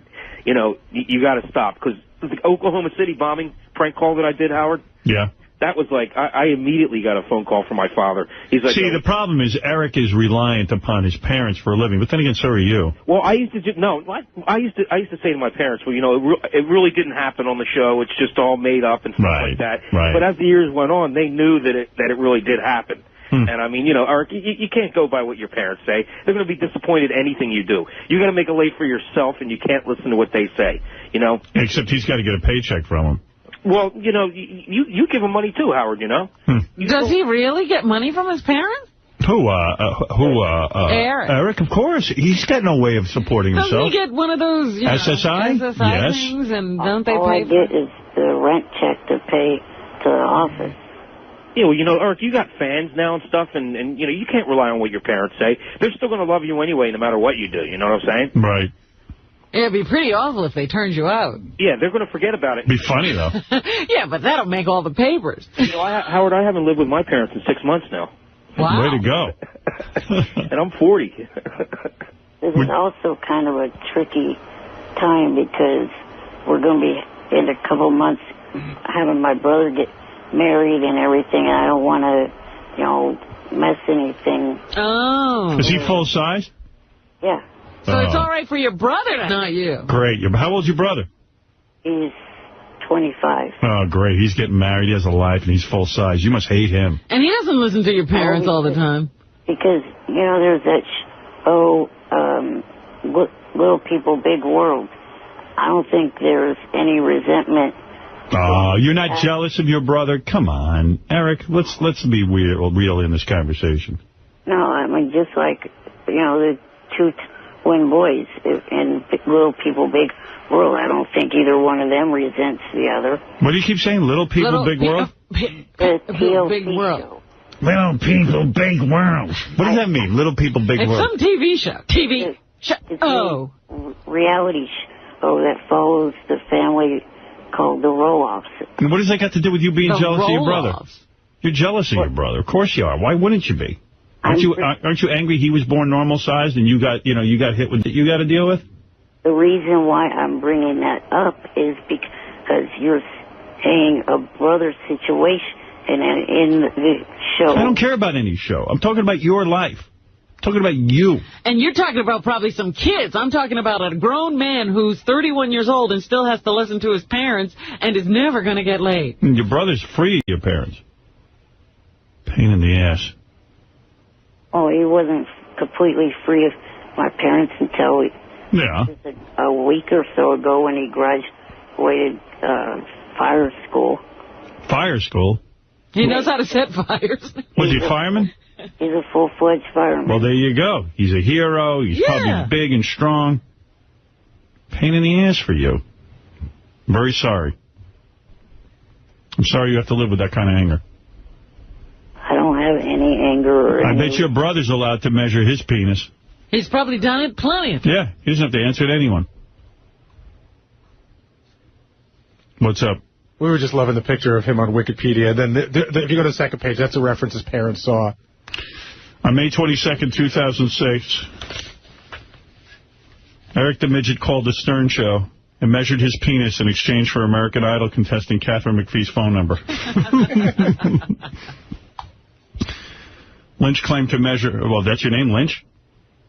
Well, it's my last name. Lynch claimed to measure just over 5 inches. He was also insulted by Derek the Midget and a frequently played Sal and Richard bit featuring a encounter between Lynch and Tabitha Stevens. Yeah. You know what? I don't know. I wouldn't worry about it. You did nothing wrong. So what? You measured your penis. Every boy measures his penis. It's no big deal. Okay? Telling you. Not on national radio. Hell, I measured my penis. That's because they can't. I did it on national radio. Yeah, all these guys did it one day. My mother tried to open her yap to me. I told her, shut up. Well, you know how it is. When you were about 30, you pulled an earring out of your ear because of your mother. My mom gave me a hard time. His mother was coming over to dinner. He took out the earring. I remember that. Yeah, it's funny. I did. So I know what you're going through, but at some point you got to break the chain. It's hard, though, for him because he is supported by his parents. Yeah. I hear you. You're still getting that diaper, though, to meet Catherine McPhee. I can't believe Janks lived at home till 40. Is that true? He'll be back. I know it's Janks ain't going anywhere. All right, hey, Eric, I got to go. Okay. The Jenks family knows not to change the room. I'm sorry your parents gave you a hard time. Thank you. Thank you. Go figure out what you can do to meet Catherine McPhee. Yeah, you got to do something. Call us and tell us what you're comfortable with, okay? Okay. All right. I still say tying you up to a bunch of balloons would be funny. The fall is what? The fall? You won't fall. Don't worry. You ain't going anywhere. We're going to have you in this room. The highest you can fall is maybe 10 feet in this room. You're not getting that high. You're not even going to get that. If we get you, with 100 balloons, if we get you 2 inches off the ground, it'll be a miracle. And plus, the feeling of flight must be unreal. I mean, to lift off the ground, it'd be like a superhero. You might never want those balloons to go down. I'm flying. Look at me, way up high. I'm Balloon Boy.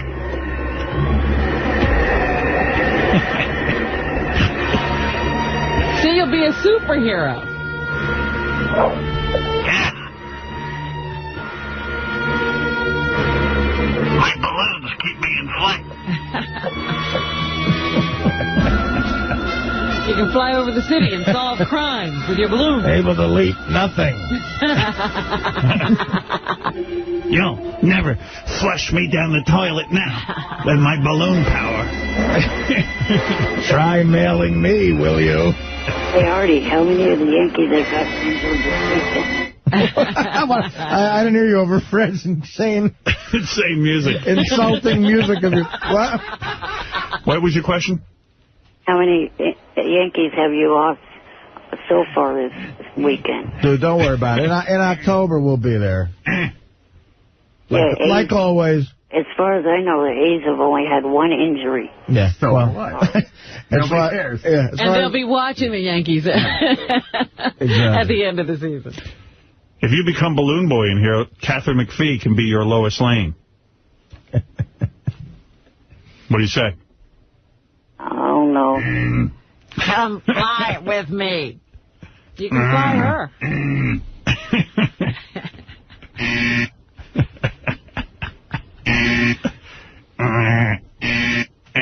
Remember that scene in Superman where Lois goes flying with Clark?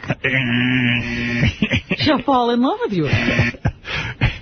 I don't think he can hold her. The balloons can barely hold him. He ain't taking over his life. If you tie balloons to yourself, you can fly with me. I'll show you how. It's simple. Could 100 helium-filled balloons lift him? You gotta do that. I don't know. I doubt it. We can bet on it. We'd have a good time. I think. Are we talking the small balloons or like weather balloons? Weather balloons. Oh, yeah. Weather balloons? Yeah. Oh, forget about it. I thought we were talking Mylar. No. I got to make it safe. Could use weather balloons. Or maybe just like party balloons, like Elmo balloons. Right. No. Mylar balloons. The weather balloons, yeah. Mylar balloons. That's the silvery ones. Those are called Mylar balloons? Yeah. I never knew that. Yeah. I know that. Yeah. See how big the weather balloon is. You're looking up weather balloons? Yeah, I'm trying to see how big they are. Well, you've got a lot going on with your computer. I just like to see a bunch of birthday party balloons flying there. Hey, I got to play a bunch of tapes. Hey, Eric, I got to go, man. Okay. I'm sorry with your parents. I mean, they got to lighten up a little bit. You know, you're having fun. You didn't do anything wrong. You measured your penis. Big deal. Tell them you didn't really measure it. What do they want you to do? Yeah, I mean, come on. You're trying to have some fun. Life's short. No offense. All right, thanks. Okay, bye for now. Bye for... Oh, that's his sign-off. Yeah. I forgot. Bye for now. Bye for now. Said well, my friend. Did you hear who's back? Riley Martin. Oh, he's becoming like Eric now, threatening us with never speaking to us again. Hey, man. What I got to do to get some money around here? Where is he? Look at this. One weather balloon carries about 1 pound. If he's 80 pounds, we could definitely lift him off the ground. 100 will take him, yeah. Jacob, I never see him again. I'm passing a stratonimbulous cloud.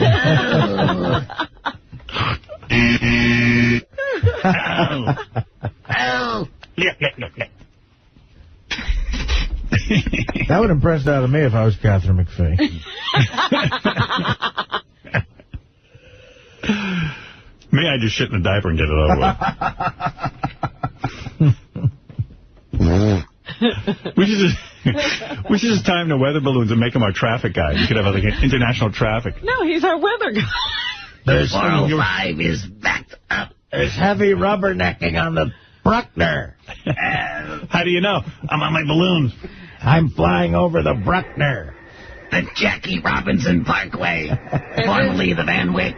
This is Eric with your AccuWeather forecast. Hey, Bonghead, what's happening? Hey now. Dude, I was just rolling on the floor laughing when you kept coming up with these jokes. I can't believe he didn't even chuckle yet. No, he's got... You can't crack him. Let me ask you something. Can I flush you down the toilet? Yeah. How did you get him to... Has he ever laughed on the show? No, I don't think so. Yeah, he did once. Look at all the tape and see if he ever laughed. Will got him to laugh once. He was telling him sports jokes. Remember that? Oh, yeah. I'm getting nervous now because I didn't know Eric the Midget had a brother who's a fireman who could kick my ass. Well, I told you his dad is a really big guy, and I think he's a police officer. I hope these cats... Let me give you an F, Marry, Kill. All right.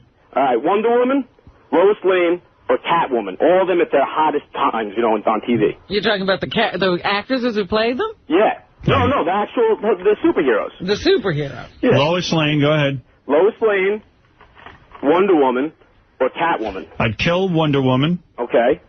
I'd marry Catwoman. Okay. And Lois Lane. Thank you. All right, there you go. It's pretty easy obvious. for you. Pretty easy for me. I believe I remember the joke that got Eric the Midget to laugh. What do Jose Offerman and Michael Jackson both have in common? What? They both wear a glove for no apparent reason. There you go. Offerman made Eric... I think that made Eric the Midget laugh. Will might have to confirm that. Yesterday, you talked with Eric the Midget about tying 100 balloons to see if he could float, to tie the balloons to him. Well, we found a balloon company that says they can make it work. Wow. Oh, I would do anything. You know what? Somebody sent me a picture of the underdog float from the Macy's Day Parade. And with Eric the Midget tied to it. And it was really funny. But, I mean, it would be great. I love that picture. If he wants to meet Catherine McPhee and we can get her in here, he's going to have to float. Yeah, we got to fly him. Yeah, we're going to fly. You know what they use? Fly him right out the window. What do they use? A weather balloon. Yeah, that's what we're talking about. Oh, okay. For every pound, what is it, Gary? It's, we're getting so much stuff, and I don't have breaks to talk to you about it. So if you go to Gary Preview page 2, it's sort of a 3-part Eric thing going on there. First, it starts out with a voicemail from Tabitha Stevens saying that she's sort of pissed off that Eric doesn't want her. And then it follows up with a voicemail. Can you imagine? Eric calls and lays down the rules. I think he's ready to accept being put in a balloon chair. And then that finishes up with the Jerky Boys call about putting in a balloon chair. All right, wait. Let's listen to all 3 parts. Hey, Will. It's Tabitha Stevens. How are you? I'm getting a little bit upset here about Eric the Midget. Eric the Midget, wow. I think what I should do is maybe have him come on the show and meet me so I can be in front of everybody and kind of have Eric take a look at my naked body. Right. And then have him maybe touch my tits with his little hand and then take his nice, wet little mouth and suck on my nipples. Did you play this for him? No, we're playing it for him now. Where is he? Get him on the What a giving phone. girl. This is why she's an angel. I thought she's awesome. If you were Eric the Midget, you wouldn't just do her? I'm thinking about doing that. Because then that would make me wet. Then I could get him to take those little hands, lick them, and stick them in my twat. I mean, that'd be fun. Then he could just finger bang me until I come. And then he could take his fingers out and stick them in my mouth and shut me up. Hopefully he would have a boner by then. Then I'd have to take my hands after I spit in him and jerk him off. Hopefully he'll come in my hands. If he does that, then we'll move on to the Nuevo Hotel City. That's right. I'm going to have to take that guy. Hold it a second. Hey, Eric. Good morning. Good morning. Are you listening to this? I only heard a little bit. All right, I'll start it over again for you, okay? You're out of your friggin' mind. Everybody's jealous of you. Evidently, you're driving Tabitha Stevens nuts because you won't do her. Right. Listen to this. I'm starting it over for your benefit. Hey, Will. It's Tabitha Stevens. How are you? I'm getting a little bit upset here about Eric the Midget. I think what I should do is maybe have him come on the show and meet me so I can be in front of everybody and kind of have Eric take a look at my naked body and then have him maybe touch my tits with his little hand and then take his nice, wet little mouth and suck on my nipples. Maybe he would like that, you know, because then that would make me wet.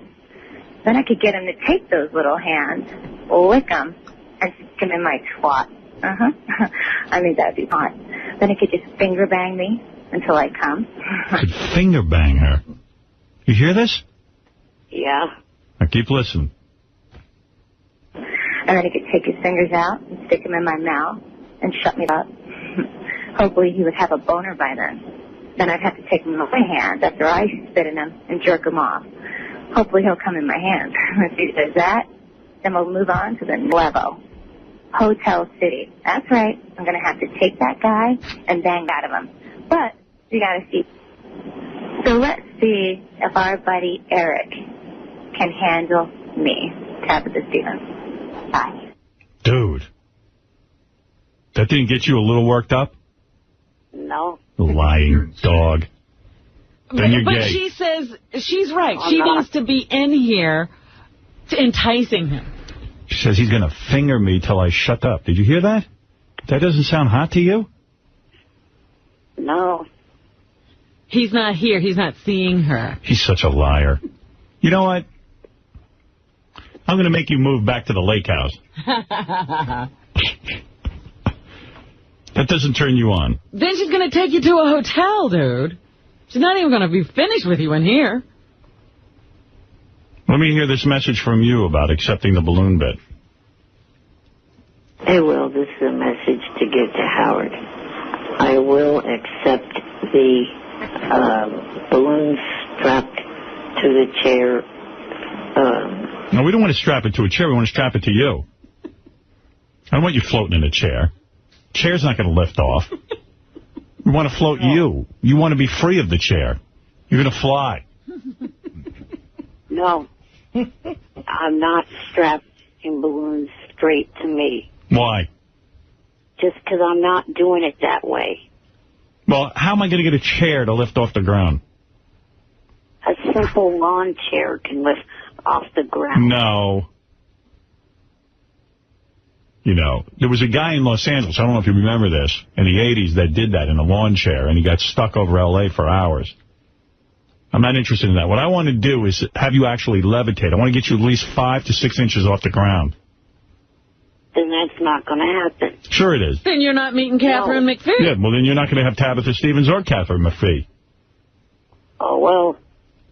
Whose loss is it? We'll be sitting here with her. You'll be at home listening. How many balloons did they sky? All we got to do is tie a weather balloon. A weather balloon. What did the guy say, the expert? Well, from what I understand, it expands to whatever you need it to. Oh, good. I want to get you about 6 to 10 inches off the ground. No, I'm not doing it that way. No. Who needs to float a chair? Why do we need a chair? Yeah, I mean, I don't even understand the chair. Don't you want the feeling of flight? I mean, maybe we'll even let you walk. You know, we'll get you just up on your feet. Yeah. What if we just get you 2 inches off the ground so that you can walk? No. Your little legs can move. How many weather balloons would I need? I think just one. I'm tying one balloon to you. I'll put it on your belt. Up you go. See, I want to tie like 4 weather balloons to him so that he's like Superman. Like he can stretch out? Yeah.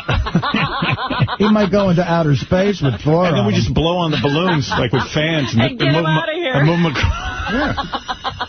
Blow him around the building. Eric, you got to do it. We'll blow you down to Scott Greenstein's office. Yeah, I'm going to float you down to Scott Greenstein's office. We'll give you a show. I'm not doing that. We'll float you into Tim Sabian. You can have a meeting. Right. Oh, Eric, please. I can't have you in a chair. That's not cool. What's with you in the chair? That's the only way I will accept it. We can't fly a chair. We're not doing that. We're this close to getting Catherine McPhee in here, too. I'm sorry, but I have to insist that we float you with 4 weather balloons without a chair. And we'll leave the balloons on you when you're with Tabitha. Why is a chair better? Explain that to me. Why is a chair better? I would just feel safer sitting in a lawn chair with a harness on and a helmet. Helmet? You know what ruins fun, You're Eric? 2 inches off the ground. Eric, you know what ruins fun? Safety concerns. Yeah. That ruins fun. Helmets. I'll acquiesce to the helmet.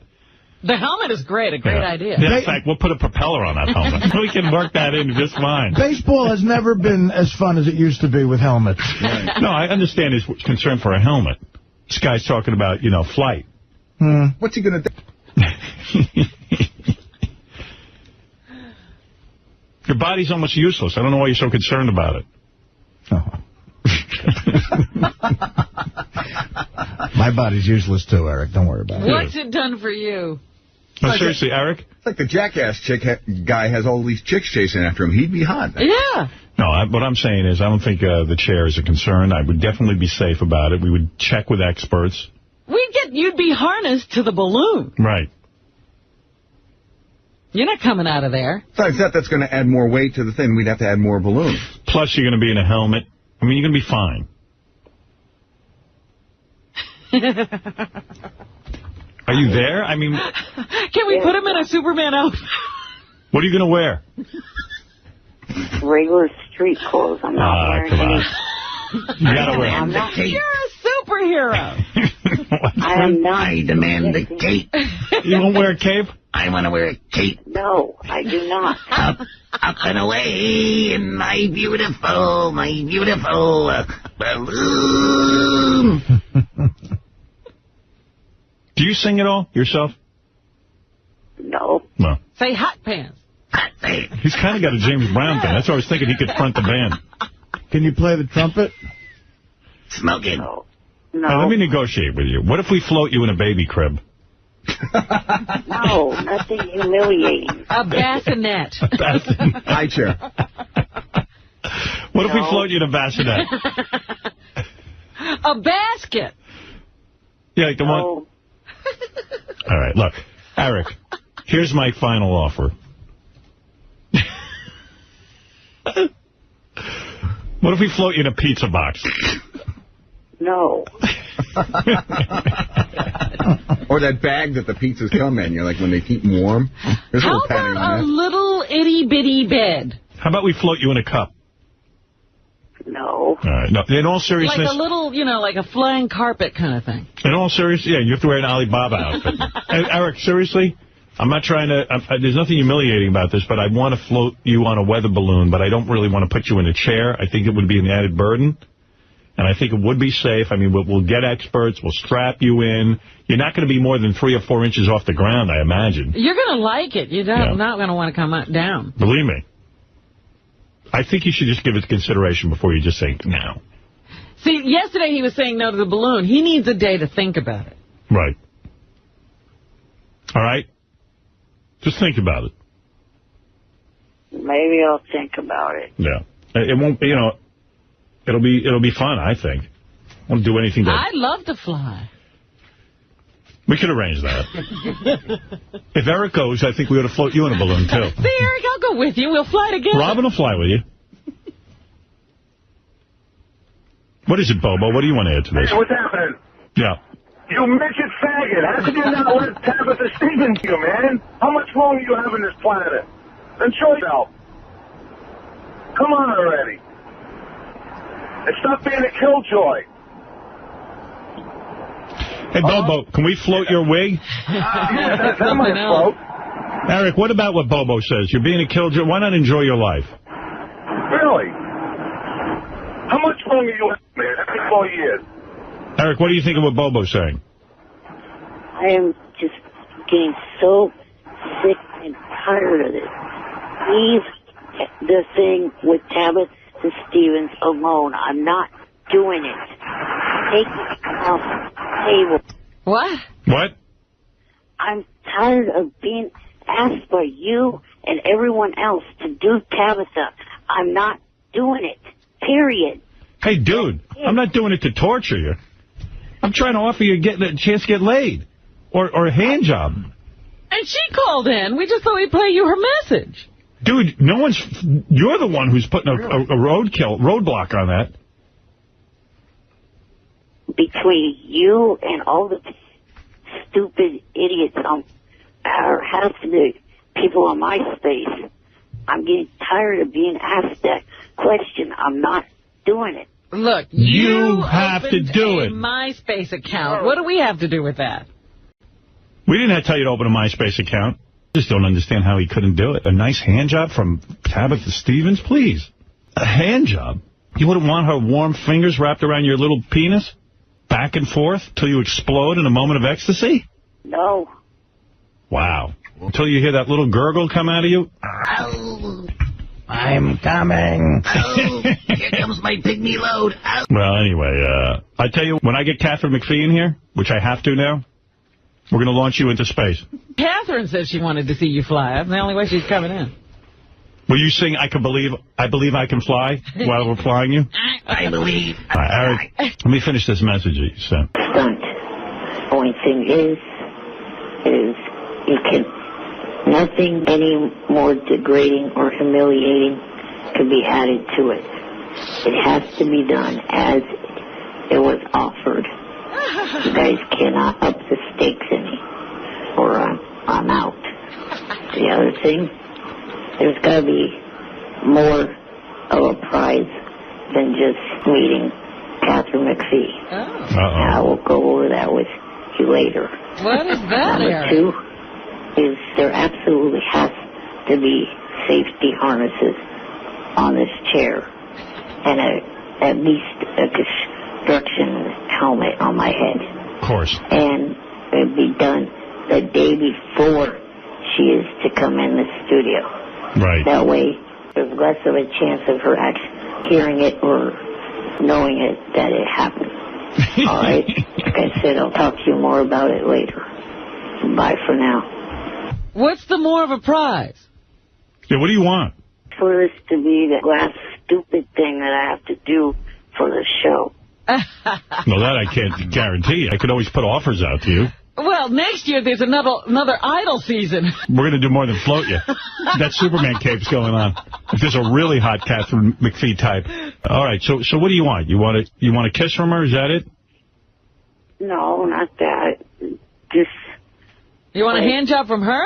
I can't arrange that. I can't get you a hand job with Catherine McPhee. Wasn't expecting that. If that happens because she just is turned on, fine. What do you want to do? What do you want to put your fist in her ass? I can't arrange that.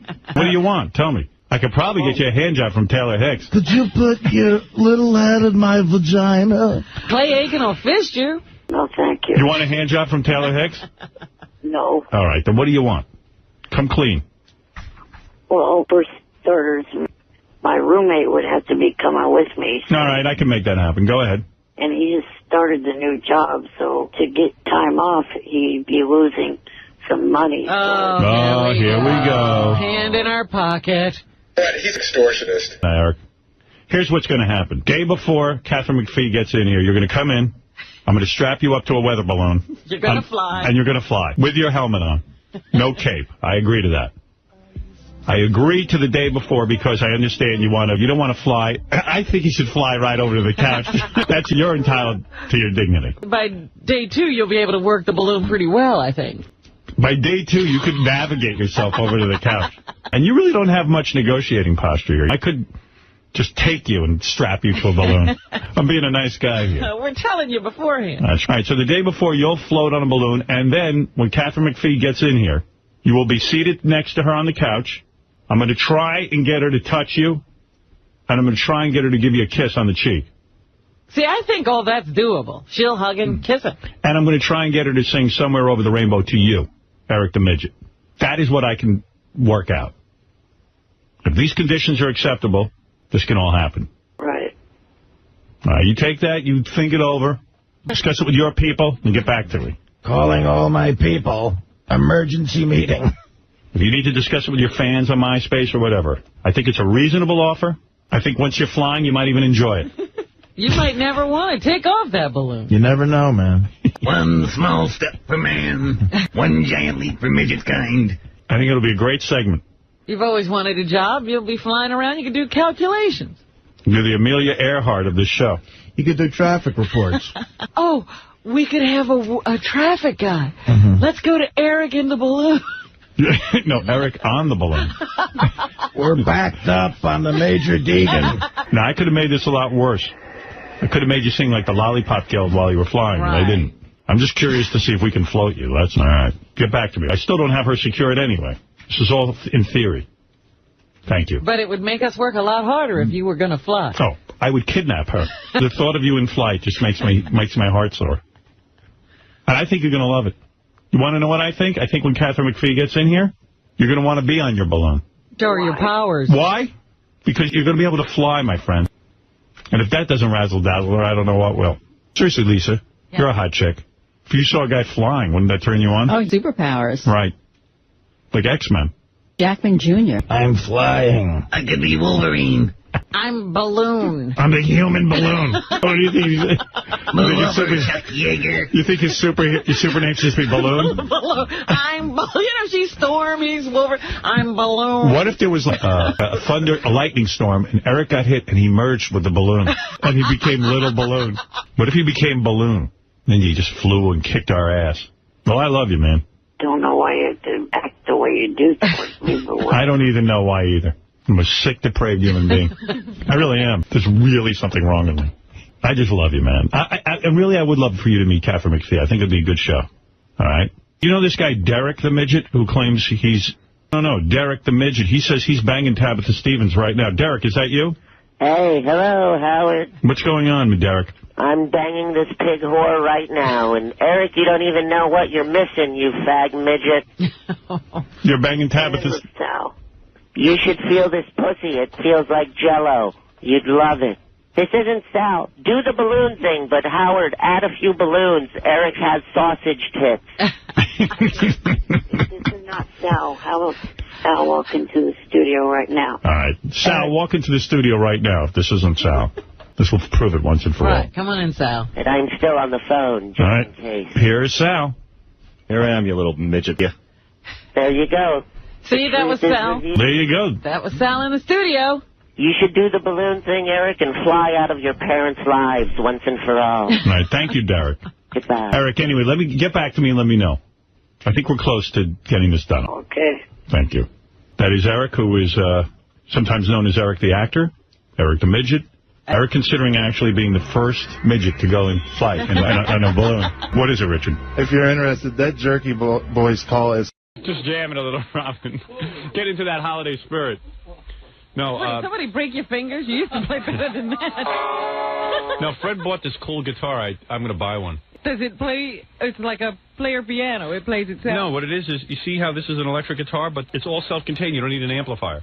Oh, you mean that's not hooked to anything? No, it's not hooked. See, it's just a circle here. Oh, cool. You got that, what'd you buy? It's $200 and you got a guitar, you don't need an amplifier. Comes with a gig bag. See? A gig bag? I need a gig bag. I don't even need a guitar. I just want the... Gig bag. Who makes this thing? Fernandez. Who? Fernandez. Fernandez makes this. A Puerto Rican guy we know. Doesn't sound like it's in tune, though, Fred. I'll tune it up. No, That's all what right. I was thinking. I said either your playing has gotten really bad, or the guitar's out of tune. You know what? It doesn't even matter to me if it's in tune or not. Pull it out of the bag, that's why. All right, what would you like to hear, Robin? Well, that sounded like one of the chords from a Rolling Stones song. Well, maybe it's this song.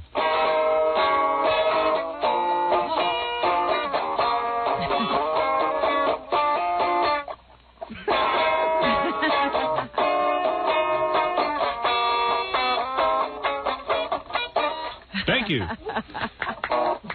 JoJo Woods down in New Orleans. I know you, baby, you know me. Just around. So now that you would like. You'd like to have it. Brown duty. All right, get this out of my hands. It's dangerous. You would like to have that to play with for about a week. Yeah, I play with it for about a day. You know what it is? It's cool, but then you get frustrated because you don't know how to play.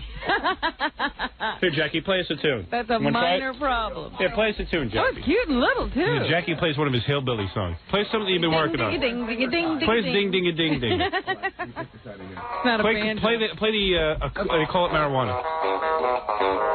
They call it marijuana, and before the song is done, I'll explain to all you people. I can't play this thing with these things. He's got big rubber condoms on his fingers.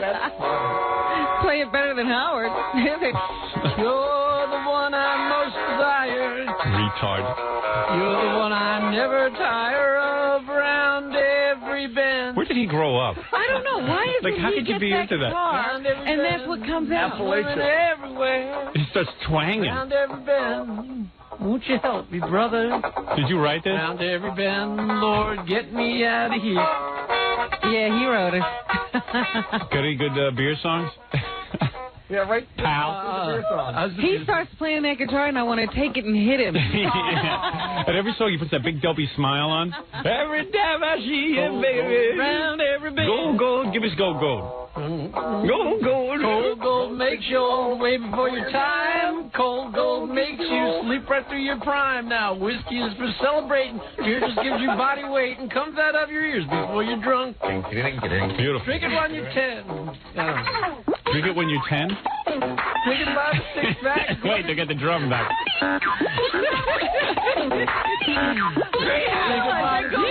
Look it by the court, guzzle it by the gallon till you start to snore and snort. And got a belly like you're pregnant. To get a woman, you got to beg, and she won't be much to look at anyway. Well, I can't walk for better drive because I can't see. Somehow we always seem to reach that mahogany. So we'll just set him up. Don't let it up till we hiccup and can't get up. So we all commence to singing this here song. All his songs are like 900 words. A big smile. Yeah, look at a big smile on his face. Celebrating beer just gives you body Get the guitar away from him. Make me sick. Take the beer, make you all to celebrating. Only gonna get to doing it. Flat and scrug. That's a few years ago. Dude, where did you grow up that you're into that? I spent 6 months in Albuquerque. Yeah, well, maybe you should erase that from your memory bank. I love it. Beer, it's clear. Beer, they all go on the Off-Our Rockers. Around every bend, around every bend.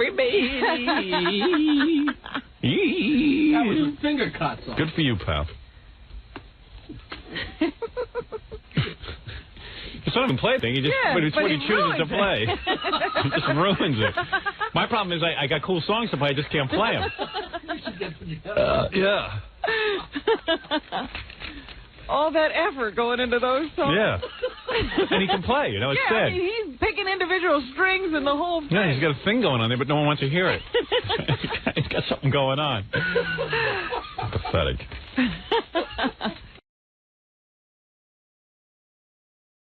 All right, here's the big show news. I'm ready to reveal it now, and then I'm going to take some phone calls. But first of all, this is so bizarre. Just get ready. It's bizarre news. It's bizarre news.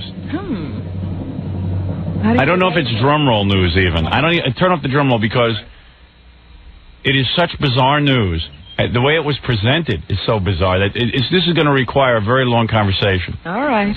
Okay. I think I'm ready now. Are you ready for bizarre news? At first, I didn't know what to do. All right. So during vacation, I don't know exactly what day, my wife is going through the answering machine messages, and on the machine is now the reason we don't have the message itself is because my wife never erases the answering machine, but as soon as I get something cool on there that I want to play you on the air, of course she has erased it. And she goes afterwards, I know I shouldn't have erased the message. I just realized you probably want to play it on the air. I go, you're some help to me, my little darling.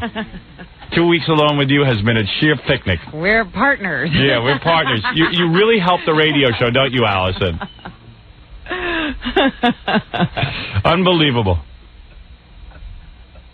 Move over, OJ. I'm going to be in the cell next to you. Someone said to me, would you ever divorce your wife and give up half of your earnings? I said, I'd kill her before I divorce her. And give them all up. Right. Give up your freedom, give up everything. Everything. But at least it'd be mine. And I wouldn't get an expensive lawyer. Just leave the money sitting there. That's right. In case someday you make it out. That's right. That's right. Anyway, so on the answering machine, which my wife erased, is a message that went something like this. Hello. This is Fred Norris. No one is home, but And he always identifies himself as Fred Norris. Yes, he's writing a letter. He's not on an answer machine. This is Fred Fred Norris. I want you to know that I am now married. So, wait a second. So, Fred didn't call me. I'm very upset. did he call you, Jackie? Yeah. Oh, he did. Oh, I'm the only one who gets left out. They owed me because we called him when we did. Why didn't you call Robin? Because it was basically just you two guys. I wanted it to be more of a surprise. Did you call Gary? No. Oh, Gary doesn't even know. Gary knew, but I don't know how he knew. So wait a second. So anyway. He just wanted you two guys to know. Yeah. Because what? I think my theory is he had to let someone from the show know. So he figured he'd let me know. Mm-hmm. Like that's some kind of honor to get the call from Fred. And I think Jackie, because Jackie is the kind of guy that I don't think Fred wants any grief from Jackie. Ah. Like Jackie has a way like, hey man, I'm hurt. You didn't call me. Who does? You know what I mean? For a week. I don't know what it is, but he feels obligated to have to call Jackie. Wow. Fred, I'm hurt. I'm sorry, Robin. It was really not meant to be. Oh, yes, it was. No, it wasn't. It was an oversight. Never mind that. I figured you wait were a busy second. running your book. So then I said, wait a second. Fred ran off and got married. And I said, where did he run off to? I don't know. He gave no consideration to the fact that, A, if it wasn't for me, he wouldn't have met his wife. Yeah. Not true. Now, first of all, let me explain something. Whoa, what did he say? Not true? Not true. Not true. Oh, how would you have met her? No, no, you're twisting my words. I don't. Unless you didn't marry Allison, did you marry someone else? I never bothered to ask who he married. I don't think that was part of my message, who it was. Lisa Marie. Did he give you a message who it was? He said we. Oh. Maybe he's talking French. We, I am married. No. So anyway, at first I said, oh, great. Fred didn't hassle anybody. Yeah. Just went off and got married, and because who wanted to take a day out of their vacation to go watch Fred get married? Right. Well, he didn't have to do it on vacation time. Right. Could have done it during the week. We could have had a day off. I could have covered it. That's right. He's not thinking. But then I started thinking, I said, boy, that's really weird in a sense. Can I ask you this? Go ahead. What day did you get married? It was the 10th, which was a Sunday. Okay. And who was in attendance? Who was in attendance? My mom and dad and her mom. And what about your brother? My brother wasn't there. What, you didn't invite him? Because it was on a Sunday. Oh, he's busy on Sunday. Yeah. Where was your brother on Sunday? He works on Monday, so it's like he's not going to take a day off. He works on Monday, so he couldn't be there Sunday? Where were you? Out of the country? We were 3 hours. Like, for him to do it would be a real hassle. He's got kids and everything. Yeah, so but, I mean, he's your brother. Have a big party, so. Right. That's when everybody... So it was your parents and Allison's mom? Right, and her sister, and that's it. Actually, her grandmother showed up. Her grandmother, too. Well, uninvited, though. Yeah. They threw her out. She crashed. Let me in! I'm coming whether you like it or not. Anyway, I Fred, realized... I'm not coming to the party. I'll let you know right now. Exactly. Are you having a party? In October. I see. So I'm giving everybody ample notice. Well, I'm giving you ample notice that I won't be there. Okay, well, that's your choice. Yeah, well, Fred is having a party at Larry Schwartz's house. Because he does everything Jackie's way. Anyway, first of all, Fred, it was really weird. So we get this phone call, and like, hello, this is Fred Norris. Like, I don't know who Fred Norris is. Yeah. And I only you wouldn't recognize the voice. My wife said it was a very straightforward message.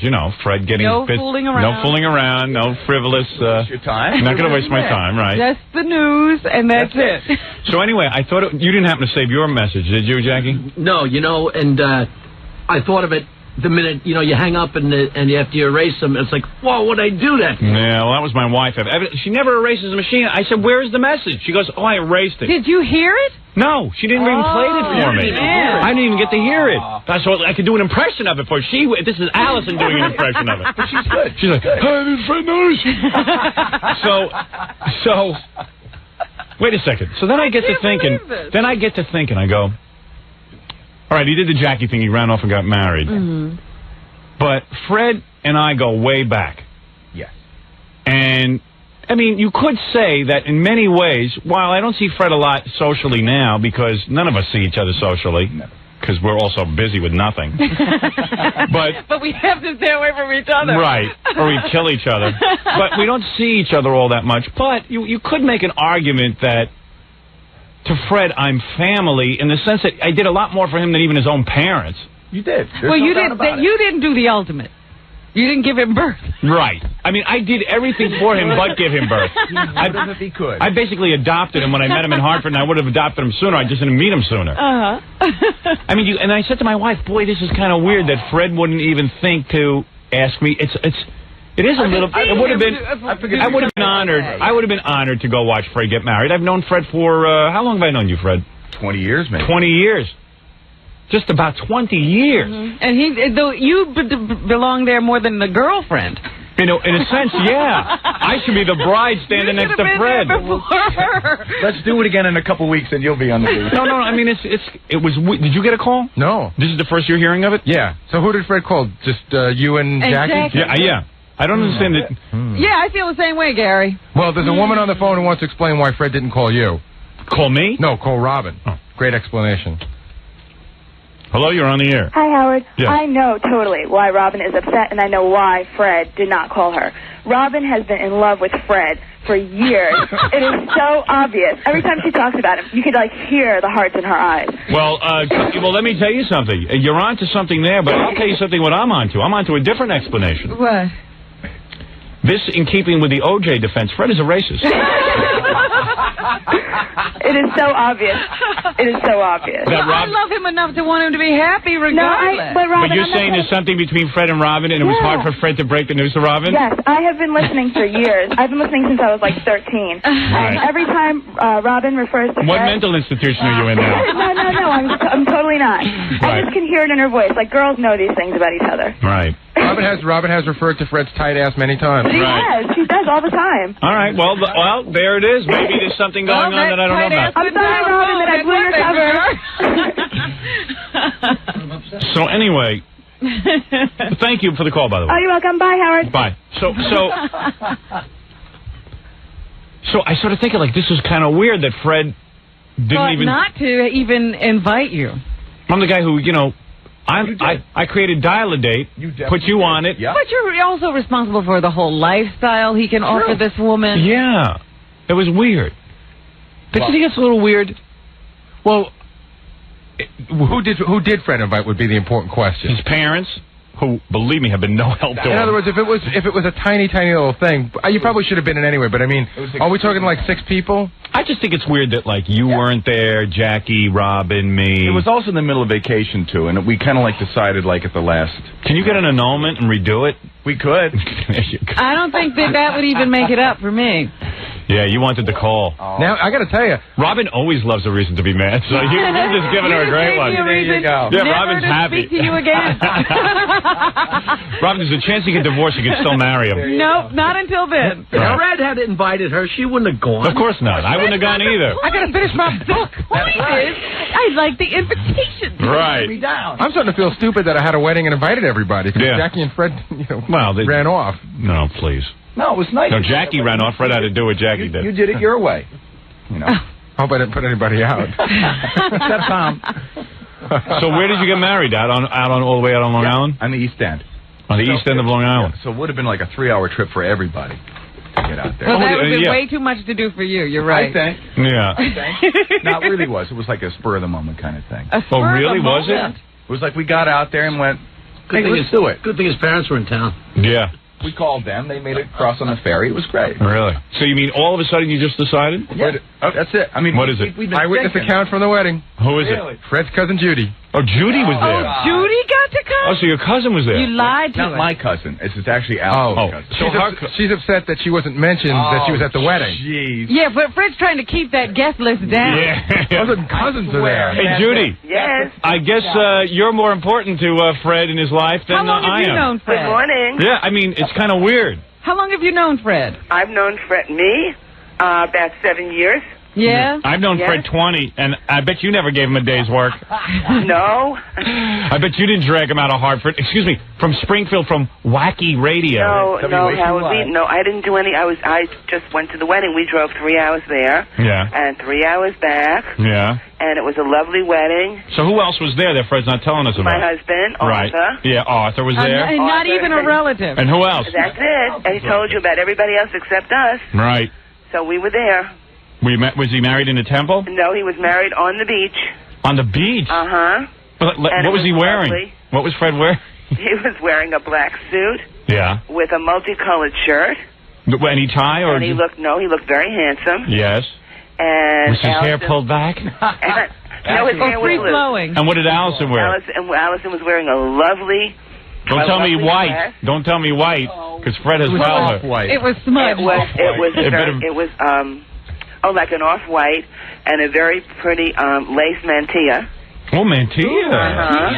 I didn't even know there was such a piece of clothing. Lovely. A lace mantilla. Well, that's a headdress. Oh, is it? Yes, it is. It's like a. It's fancy. Headdress. Same thing Johnny Carson's wife wore. She had a schmata on her head. Schmata. Did Fred? Were they married by a rabbi? A judge. A judge? Yes. So there was no stepping on glass or anything? Well, no, they were on the beach. I figure on the beach you'd have to wear a waterproof yarmulke. Craig got married like Alec Baldwin. It was very, very nice. Yeah, just like Alec Baldwin. Were they barefoot? No, wearing shoes. No, they were wearing shoes. You wearing shoes on the beach, Fred? Yeah. They were wearing shoes. Everything was very tasteful and very lovely. Well, you know, Howard, this brings up a very important question now. It's weird that, didn't you think it was weird that Fred didn't invite me and Robin? Well, I don't know you and Robin. Yeah, but I mean, I know you only listen every day. No, well, Fred, I don't. Every other day. I mean, Howard, I don't. Yeah, now how come you're calling now? Who was listening? I was listening. Oh, you were listening. I listened to you. Yeah, I listened to you, Howard. Oh, so you just said you didn't listen to me, but now you do listen to me. Well, not every day, Howard. Oh, every other day. You know, I have things to do. Yeah, I like how people claim that they're not a listener of mine. Then she goes, well, I listen. No, Howard, no, I would never do that. You there just are days did. that I listen, like today when I have time in the morning, and there are other days that I'm rushing out and about and I can't. Yeah, the first day Fred's back after the big wedding. Well, of course. So knowing my relationship with Fred. Yes. From a listener's level, yes. Did you think it was odd that I wasn't there? Yes. Of course. Yes. Thanks, Judy. Hey, Fred, this Yenta is now part of your family. I'm not a Yenta. You're not a Yenta. You're the top Yenta Calabenta. I am not a Yenta. Look at you. You're all. calling because Fred didn't mention your name. Allison has no Yentas in her family. Isn't it funny how Yentas don't know their Yentas? I can get out of this marriage easily. Allison does not have any Yentas in her family. None whatsoever. And Judy, you're smoking way too much. I don't smoke. You sound like no, you do. I don't smoke. Really? Yes, this is it. I don't smoke. Well, that's her voice naturally? Maybe you should take it up. You eat glass? Yeah. So, this Yenta now is part of the Fred Norris family. Yes. No, Freddie, was there a best man? Like, was she there because she was the maid of honor, or did you not do that sort of thing? It was like, actually, her sister was kind of her maid of honor, yes. and my dad was kind of my best man. Kind of. Yeah. Well, people who were there had to take different roles. Yeah. Dad was the usher. He married us, and he was the best man. And he was also the pool boy. Yeah, and the ring girl. And he baked the cake. Yeah. Multi-talented. Did you have cookie puss as a wedding cake? Matter of fact, we did. And the witness was an octopus that came out of the ocean because they ran out of people. Yeah, there's a tendril mark on the license. Very funny. Well, it was. I just wanted. It was a lovely wedding. Oh, I'm sure it was, but we wouldn't know. We wouldn't know. We weren't invited. We were very thrilled that we were invited. This woman's more important to Fred than me. Well, yes. Yes. I don't remember you taking Fred to the bank to open an account. I don't remember you. If you called me, I would have. I don't remember you taking him to get his first apartment where I had to take him around, and he had lived in my house for 5 days. Well, Howard, you are a good person. You know him a lot longer than we do. Yeah, well. Had we known him that long, had he asked, we would have done it. But Fred, he doesn't get to go to the wedding, don't you see? Fred, did it ever cross your mind that maybe you wanted to invite me, or that didn't fit into the game plan? I just really wanted to keep it real small. So it had... I didn't really even want to invite families. I got talked into it. Oh, thank you, Fred. No. Judy, quite frankly, be honest. Who would want you there? Be honest. Well, Howard, you don't know me. I know you enough already. No. I'm listening to you. I know you Why don't. is Fred making that sign like he's slitting his throat? Yeah. Judy, trust me, I can size you up in 2 seconds. Judy, we feel like we know your lifetime. That's right. I've only been talking to you for 2 minutes, but I know your lifetime. Okay, Howard. I'm kidding with you, honey. That's Don't okay. get all uptight, huh? No, I'm not. These are jokes. How old is Just Judy? jokes. I'm a grandmother, Howard. Oh, are you really? Yes. Oh, you sounded like spring chicken. Yeah, sure. I'm a grandmother. Oh, really? Yes. Cousin There Judy. are some young grandmothers. How's your body? Nice? It went a long time ago. Oh, really? Uh-huh. You know what Fred told me? No. If he had had his way at the wedding, that he would have gagged you. That's Was what he there a said. lot of tears at the ceremony? It was emotional. Yeah, Fred's. Like, what am I doing? Were there tears at the ceremony? Some. It was emotional. In what sense? They were losing Allison to Fred. No. Alice's grandma said it's about time. That was great. Yeah. It was like, and I now pronounce you man and wife. It's about time. What took you so long? Right. Cookie was, choked up, as well she should be. It's Who was? Allison's mom. That's her mom. Cookie? Yeah. Yeah, that's her nickname. What the hell is that all about? I don't know. Well, your wife's mom's name is Cookie? Oh, That's her nickname. Fred, do you call her Cookie? No. What do you call Fred's her? I call her mother-in-law. Dorothy. Dorothy. I'm Dorothy. That's her name. Will you start calling her mom? Or will you start calling her Cookie? Cookie Buzz. Oh, my little cookie I'll Buzz. stick with Dorothy. Wow. So that's it. Oh, yeah, you don't have to call her mom? That's cool. No, she's real cool. Yeah. Yes, she is. Yeah, I met your mother-in-law. She's nice. Yeah, she's sweet. Okay. So did you cry, Judy? No. I would have been crying. I was exhausted from the 3-hour drive. Yeah, that's what I would have been crying I was from. exhausted. I would have been like, 3-hour drive. And the hike on the beach. You know how much gas this cost me? And the Alone? hike. Howard, you're lucky. There was a hike on the beach about 1.5 miles. No. Through the dunes. Really? Uh-huh. Oh, it's important. I mean, God needed to shine down on Fred and Allison. Spot, huh? So what'd you give Fred for a gift? I don't know. My husband took care of that. Oh, cash? Yes. How much you get from her? You know, I don't remember. Oh, don't lie, Fred. No, really, you have to ask Allison that. You don't know what they gave you? You only got 3 She gifts. was in charge of the envelopes. There was only 3 envelopes. I really don't know what was The envelopes? Did you have a little basket to put the 3 envelopes in? That's it. Judy, did you give more than 300?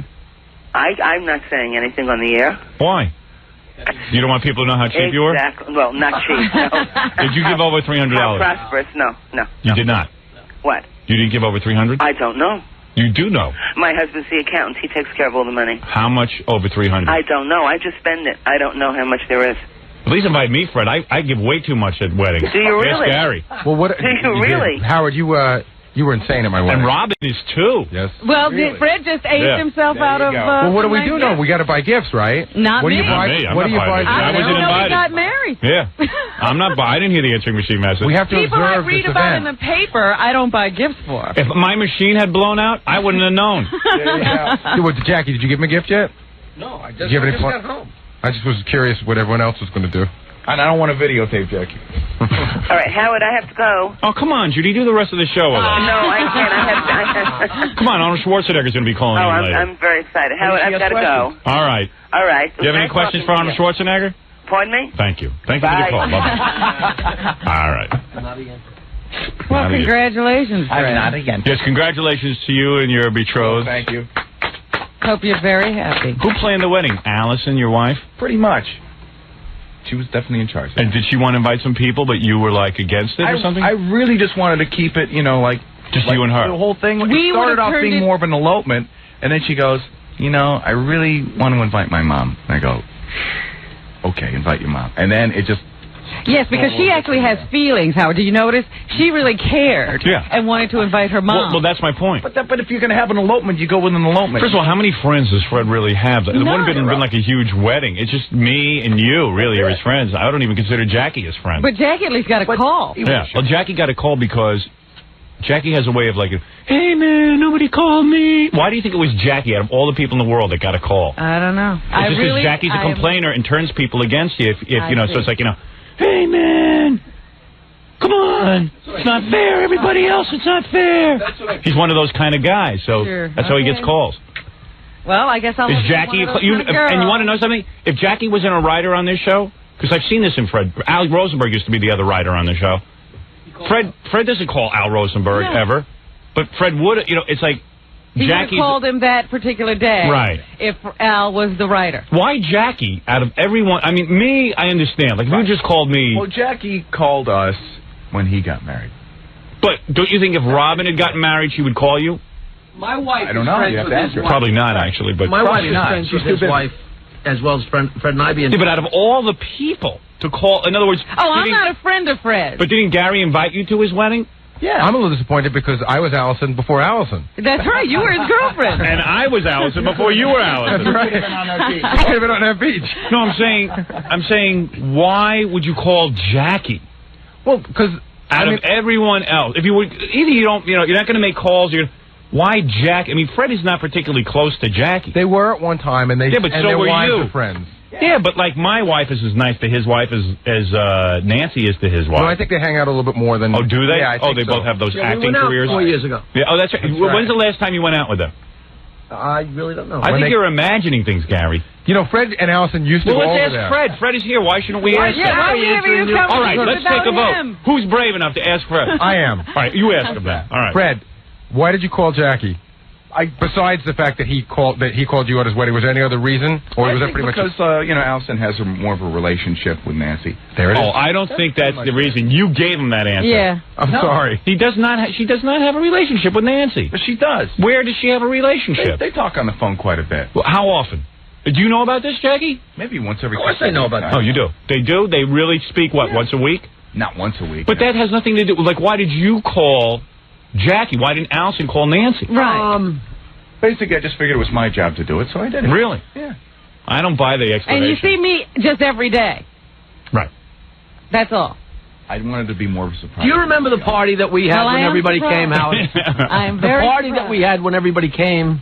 Your dinner party? The dinner party. That actually started out as a dinner party, just the Norses and us. Really? Well, all I know is, certainly out of all the people Allison knows, Nancy is not her closest friend. And there is something operating here where Fred, out of all the people, I understand why he called. Yeah, absolutely. But out of all the other people in Fred's universe, the guys he plays music with all the time. How many calls did he make? I want to know. He only made 2, he's saying. He's saying he called That's me. it. And he You called... Just 2 people. You know, Howard, just because Wow. you convince yourself that Fred and I don't like each other doesn't necessarily make No, you see that, but that's Jackie's passive-aggressive right there. Just because you've convinced yourself that Fred and I don't like each other, I'm not convinced that you and Fred don't like each other. I called Grillo. What, did he call you? No. What? The new Mrs. Norris is on the phone. Oh, for goodness sake. Furman Norris. Excuse me. Furman Norris. Is that right? It's like Sirianni Martin. Yeah, right. Is this Allison Furman Norris? Yes, it is. Well, congratulations. You finally got him to the altar. I finally got him to the beach. That's right. Well, you're very lucky. Robin is sitting over there reeling from the news. I know. I just want to say the reason why we called Jackie was because when Jackie and Nancy got married in Hawaii, one of the first phone calls they made was to us. So he called everyone. He didn't call me. No, he didn't call me, and I didn't care. Did you call me? He called us from He called you because we played the... Oh, that's right. He needed a day off. That's right. That's right. Right. I don't know. It was like, yeah, I got married, Howard, and I don't know if I'm going to have a job when I get back. Oh, he took a whole week, remember? Yeah, right, and yeah. didn't tell anybody that he was going to do it. I'm just going to do it. I don't know if I'll have a job when I get back. It's always a test of his job, you know. Devil may care. I'm getting married and I'm throwing away my career. Yeah, and he would have loved to have gotten married and then, taken an extra week off and then gotten fired because the rest of life would have been like, those bastards fired me, man. I'm the first one to get married. Yeah. I'm the first one to get married. You see, Howard doesn't want anybody to get married. Yeah. If he got married, he'd take a week. That's his deal. Yeah. Get back to Norris. Have to. Oh, sorry. Robin, I'm sorry, Robin. Oh, don't apologize. Oh, here she goes. I do. No apologies necessary. Furman Norris. Communication Save your accepted. breath, So tell me why you would... Oh, I'm drooling. Tell me why Fred, out of all the people in your universe, and let's face it, Jackie and Nancy aren't the closest couple to... And to say that, well, they called us when they got married, that's ridiculous. I mean, Gary invited you to his wedding. That's right. That means nothing. It was just a joke. I mean, that was the thing. It was just like, hey, remember your phone call from Hawaii? Well, this is our phone call from the beach. That's really what it was. Oh, since you guys had basically done essentially the same exact thing he had just done. Well, no, they did it in Hawaii and they eloped. We just decided, we originally were you did it on Long Island and eloped. Right.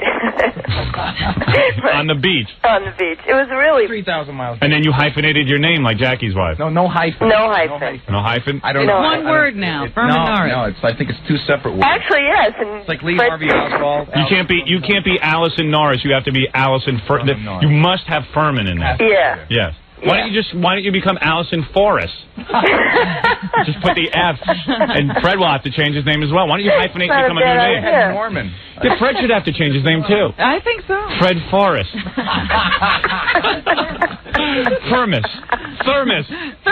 That should be your last name, Thermos. Furris. Because we understand you about as much. Furris. I do have one question to ask Allison. First of all, congratulations. Thank you, Gary. And was there ever in the, what is it, how long you guys been together, 8 or 9 years? 7 years. Was there ever a doubt that you would get him to the altar? No. I think that question should be addressed to Fred. Well, yeah, Fred claims that she's the one who didn't want to get married. Yeah, she was the holdout. I was the holdout. I thought that was that. I don't blame you. Fred's weird. I mean, seriously, that's a Judging by burden. this, he's very weird. Fred is weird. I'm weird too, so you know. No, you're not. See, Howard, I thought it was that way at the beginning, and as the relationship went on, it sort of flipped. Yeah. What? That I started getting weird? No. What? No. You will, though. I thought it was Fred who wanted to get married more at the beginning of the relationship, and then I thought it was Allison who wanted to get married more towards the end. Because I thought Fred wanted to get married pretty early on. Was the impression I got? I don't get any impression. Who talks to him? Who would know? Who They've knows? been toying with this idea for quite some time. Yeah. Really? Who would know? Well, we finally did it. We figured, why not, right? Well, it's a very joyous occasion. I just can't figure out why Jackie got a call. I understand why I got a call. Right, because we both felt that, if it wasn't for you, the two of us wouldn't be together, Howard. Exactly. Right. That I understand. Right, and we Which is why I don't understand want to why I wasn't the best man. Because we don't want to put you out on this. Seriously. Well, by the way, I appreciate that. Would but you I have come? Would you have come 3 hours on a Sunday? Yes. At 80 degrees? Yes. You would have? Yes, of course I would have. Strictly for the material, he'd have been. Yeah, I would have been there with belts on. just to go there. Of course I would have been there. Well, we do have if Fred invited Fred, I know for 20 years, I've worked side by side for 20 years. You're going to say, would I be at his wedding? Of course I would be at his Only wedding. because, we really just didn't want to put it on. That's the honest truth, I swear to you. We just figured that everybody was on vacation and, Silly. Vacation. You should see what I was doing. It was no vacation. I would have liked a trip down to the Long Island. Would you have paid my gas? Yeah. Yes. Oh, then I would have been I there. would have flown you out there. Well, listen. Of course I would have been there. That's absurd to ask me that question. Only because, we just didn't want to put you out. That's really what it was. Well, that's very considerate. Thank you. Well, anyway, congratulations to Fred Furman Norris and his wife, Allison Furman Norris. Allison Fred Furman Norris. Right. And there they are, the happy married couple, and I suppose children will be soon. If Fred is fertile. If Fred can mate with a human. If he's compatible. If Fred is compatible. Fred, are you happier now that you're married? And not only that, girls are looking at me more now that I'm married. Really? It's amazing. You put that ring on, and it's unbelievable. It's really? like a magnet. Well, who was looking? I know Robin's looking. No, we were in a store. She's shooting you daggers. And she was totally ignoring my wife. She was just talking to me and going, really? Hey, how you doing? Hey, Fred, you do look more handsome now that you're married. He looks relaxed. Yeah, he is more relaxed. Well, 2 weeks on the beach. There you go. Totally. Okay. Well, thanks. Well, congratulations to you. And I wish I could say the same. What? Congratulations. Okay. All right. Thank you, Alice. Bye. Well, there she is. From Dial-A-Date to Mrs. Fred Norris. There you go. Hey, who says Dial-A-Date isn't successful? I promise you, if there's a divorce, you're all invited. Oh, there will be one if I get one. Let's remember that. The most bizarre thing is in the entire history of Dial-A-Date, if I'm not mistaken, this is like the only wedding, or maybe the second wedding, right? Oh, no. This is maybe the third or fourth. Really? Who knows? You think I keep track of statistics? That's your job. All right, we got to take a short break. Then I will take phone calls so that we can be welcomed back properly. We got a bunch of faxes about Fred's marriage. I should. This one says that if my wife, Eric the actor, tapes of his last show, which was a hoot. There is, and he'll be very excited. There's an Eric the actor AGT page. Oh my God, Eric's last show was maybe the worst show ever in the history of Eric's career. Shut up. Eric, why can't we hear you at least? Eric, you don't know how bad the show sounds? Do you even listen to your own show at all, played back? Do I sit and criticize your show? You can do that. People do that all day and night. But Eric, you're the star of the show, and all I hear is the girl you work with. If we even hear her papers rattling is louder than you. You can't tell me that you're not upset about that. She had all the questions in a Ziploc bag, and that's the noise that you heard. Yeah, but Eric, the noise was louder than you. How can that be? And she doesn't listen to the show while she's doing it? What you mean? She doesn't listen to our own show? I can hear the sound mix on my show. Do you guys wear headphones? No. Oh. Her and I don't. What? How do you hear each other? Because we're right near each other. Oh, you're in the same room. I see. Yes. I'm in the same room with Fred. We all wear headphones so we can hear what's going on. So you can hear the relationship of sounds. Eric, your show would be 1,000 times better with just that improvement. And Eric, by the way, if the guy who's the greatest radio performer in history, the most successful, gives you advice on a radio show, be smart enough to take it. What? There's nothing professional about this setup. There's no microphones or anything. They're just using whatever mic is on the camera. Is that right? There's nothing. There's Don't no you mic. admit if Eric wore headphones, he'd be able to hear that his show is in disarray? The show's in the audio. The actor show. The whole show's in disarray. He doesn't know what the hell he's talking about half the time. And let's get into the tape. Eric, since you don't appear to listen to your own show, I'm going to play it for you, and I am going to critique it. I was going to say, has Eric ever listened back besides when we play it for him? I don't know. No. Can you imagine? How unprofessional is that? Aren't you curious how you're doing? I take the word of other people. Well, and what do they say? A lot of people have said, good job. I got to tell you something. I drive around in my car all day with Howard 100 and Howard 100 on, and I monitor what's going on, including myself. Right. I need to hear what's going on and what the show sounds like to a guy in his car. And I know you block everyone who says anything negative, but maybe some people are trying to help you. He only gets good reviews because he blocks everyone who's negative. Right. As soon as you're negative, you're done with Eric. But if Eric really was serious about broadcasting, he'd listen. You have to listen. I've been going on Letterman's show for years. Whenever I appear somewhere, I watch it at least once to see how my performance was. How do you think you get better? It's awfully arrogant, Eric, to think that you're going to be a star and a superstar talent without even... You're so bored you're not listening to yourself. All right, I'm going to play this for Eric because this is the opening of the show. I know I played some of these yesterday, but Eric was quite perturbed with me because I played these without him being here. Oh, really? Which is ridiculous. But all right, I'll do it here for him now. Here's Eric's opening to the show. Number 2 here. Welcome to the JFSC.wrong. By the way, if I may point out, the woman typing over Eric. Do you hear this, Eric? And also, I couldn't even make out the first 5 words Eric said. I don't know what he's saying. He said... But he's trying to work out the name of the show, is what I can, from what I can understand. And he goes, no, that's wrong. And he starts again. I don't start off the show.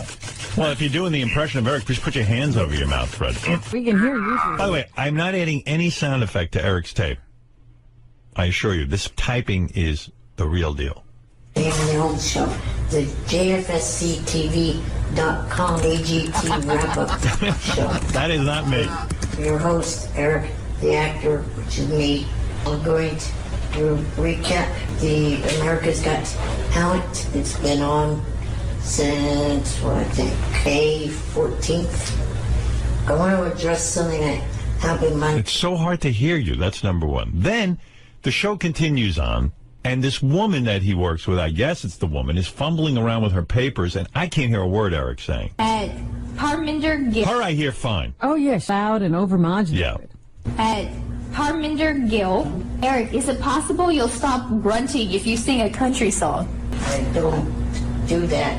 That's the host. I talked to plenty of people on the phone off air on this current show, and not one of them. That's not me. It's a combination. And if it Comical. sounds that way, it's a combination of it's early in the morning. I just woke up. Eric, if I did the show, and it Does sounded... Eric really want to be on the show? It almost like he is in another room. Yeah, if the show sounded like this.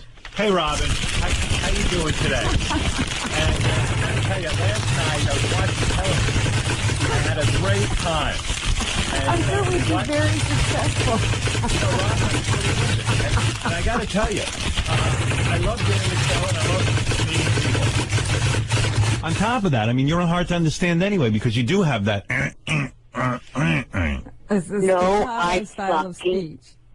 No, I fucking don't. No, you have a voice that is difficult to understand sometimes. I fucking know. Eric, you're going to tell us you can hear you perfectly. Now, what do you hear? Fred, kiss my ass. Eric, what do you hear when you hear me play back these tapes? Do you think it sounds good? Let me. No. I'll play you another one. I'm not putting any sound effects on this. Here's Eric talking about. He's recapping his favorite foods, and again with this paper noise. At Damon Ike, aside from soda and candy, Notice there's no noise when she's talking. Yeah, she's bellowing. Yeah, she's bellowing. what are some of your favorite foods? Is there anything you aren't allowed to have for your health reasons? Here we go. I'll answer one First of all, not only is he far away from the microphone or something, but then she makes it even harder with this. Listen. No, it's what I know is nothing else. Put on some headphones. On my list of what I can and cannot eat. And, Eric, do you hear this? Am I making any of this up? No, you're not, but I don't have thing to put their headphones into. Well, this is ridiculous. Well, then you can't do a broadcast. And who is this girl? Is she trying to sabotage you? No. Who is she? She sits in the room with you? Yes. Is she hot? Yes.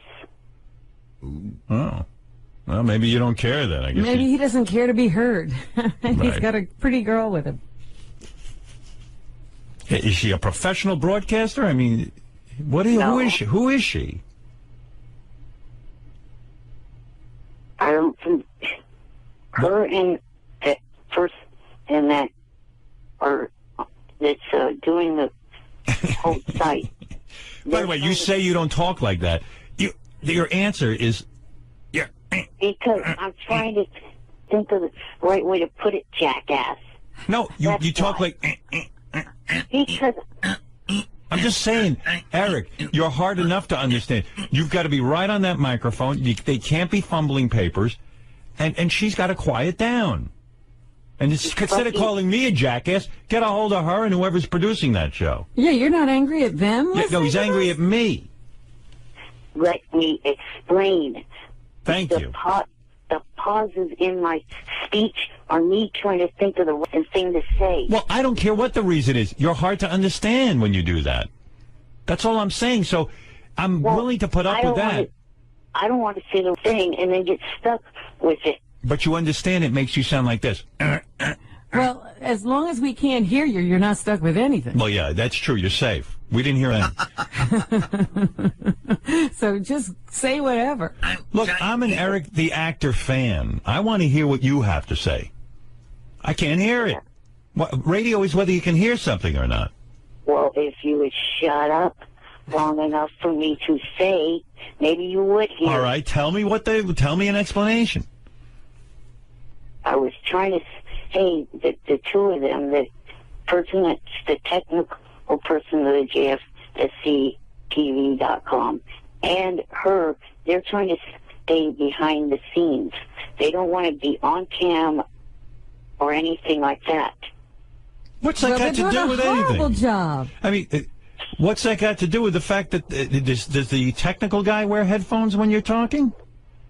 Actually, yes, he's the only one that does. And he doesn't hear this? If it was says me, the girl wants to be in the background, but she's the only thing you can hear. Their actions do not speak of what you say. It's just the way it is.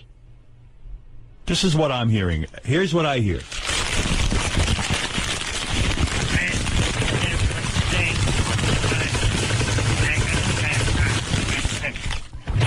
That's what do you hear, Fred?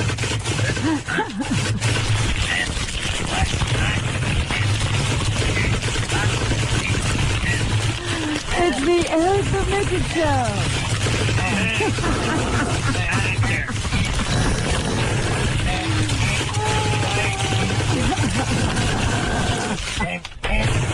All right. That's what we hear. That's it. That's everything you get. And I know you think I'm being harsh, but I'm the only one being honest with you. Why bother doing a show that we can't hear? Okay? Hello? I'm here. Look, if the name of the show was Eric's Paper Crumpling and Typing Sound Show, I would say you got a hit. Because that's what I heard. I heard papers crumpling, typing. And everybody but Eric. You hear somebody talking very well and loudly. Right. And then you hear some guy who sounds like he's outside the studio. You know what I've learned in radio, Eric? People will not put up with, they'll try a show for 30 seconds. If it doesn't sound right, they're gone. Listen, I'm a hit on radio. I know radio. I don't know much, but I know radio. I can help you with that. Right. I'm not saying it to be mean. I'm trying to get you some listeners here. I'm the only one, I think, who even advertises this show. I mean, who else is talking about it? Nobody. You couldn't talk about it if you were going to talk about content because you couldn't hear what Eric said. I mean, who is the engineer, Robin? Lou Ferrigno? Eric, you're on the air. You sound great. You do?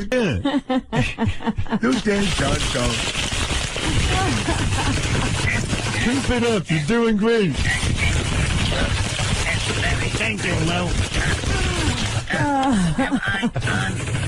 You know I played the Incredible Hulk? Thank you. All right, Eric. Well, I hope this was of use to you. I don't know. I'm trying to be constructive. Do you think you'll go back and make some changes?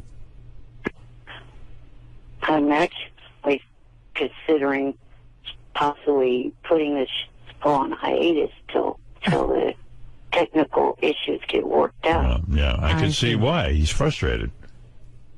Well, let's hope you get it worked out and you don't have to go on hiatus. All your fans are waiting for the next show.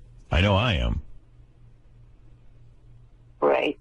All right, Eric. Well, best of luck getting that all straightened out. I know how frustrating it can be. One other thing before you let me go. I'm going to try to enter a contest of one of your...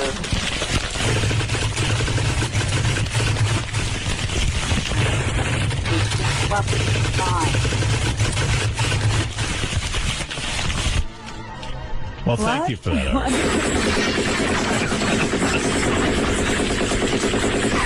I'm under fire. Eric, go ahead. What did you want to say? Hold it. Incoming, Robin. Incoming. Eric, what were you saying? Stop it, Jack.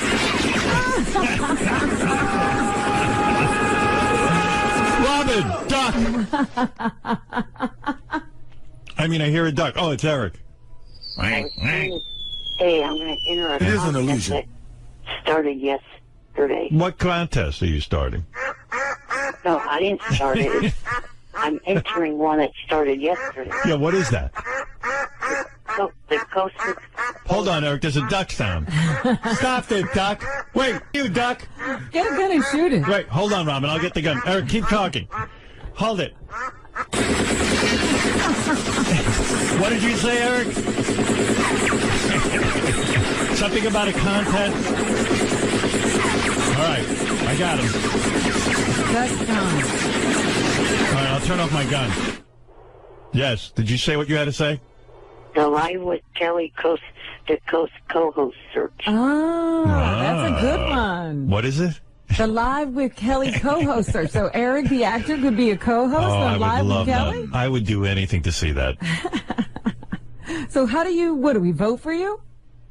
Well, first step... By the way, their votes are because somebody we voted for to be her co-host, like they still didn't let him on. Really? Remember the last time they had some sort of vote and we put somebody through?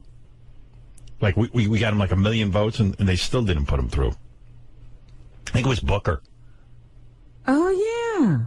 Like if we get Eric all the votes, I bet you they still won't let him co-host. No, they won't. They don't want this great broadcaster? They don't want, maybe they don't like handicapped people over at that show. Maybe they don't want America to see handicapped people. They don't want a show that sounds like the one that was played last week? Well, I think the engineering would be better on that, Robin. You think Gelman could help get Eric on mic? Do you think Kelly would just be going like this while Eric's talking?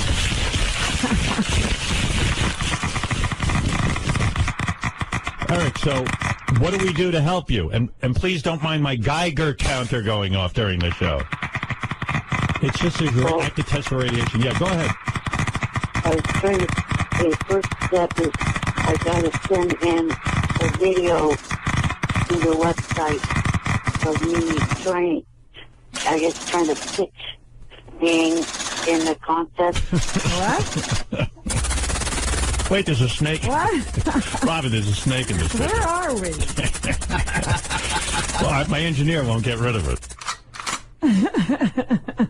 Hold it, I'll kill it. There we go. Eric, please. All right, now don't let us interrupt you. Yes, you were saying? I was saying that I have to submit the video by the 29th month. Wait a minute, somebody's tearing bandages. Somebody must have been hurt. I accidentally shot myself when I was trying to kill the snake, Robin. But please, Eric, go ahead. I'll say it a third time. Please. I have to submit a video to their website by the 29th. All right, we'll do it, because we'll all vote for you. You know, once they see the video, Eric. Oh, I'm sure it's going to be a great video. Would you send me a copy of the video just so I can see how you're doing? Where are you taping this video? I think in the same JFSC studios. On my laptop, probably. Yeah. What do you have an agenda for the video you're sending, Kelly? No, not really. That's good. You're just going to do what? What are you planning to say? I'm going to... Hey, hello, Kelly. Here's what's in the news. This is what, you should be like Regis. If you're going to get that job, you got to go. Last night, I went out to the 7-Eleven.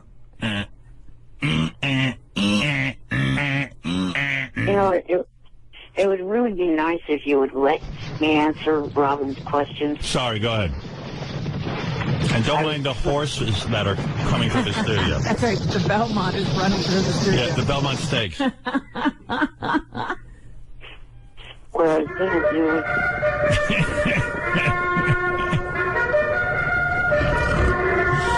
I got to get out of here. You are such immature assholes. You think? I agree with that. Yep. So what is it? What are you planning to say? I was going to say that I've been a part of the Howard Stern show for almost 10 years, and that I've been on TV shows, and just going to give my credits. Well, I could argue with that approach. That right? sounds horrible. It sounds boring. Yeah. Eric, again, I'm going to give you some free advice. You'd be smart to take it. Notice, like, when Regis was on with Kelly, he would talk about what he did that day. Like, you should get real down with it. Like, hey, I had a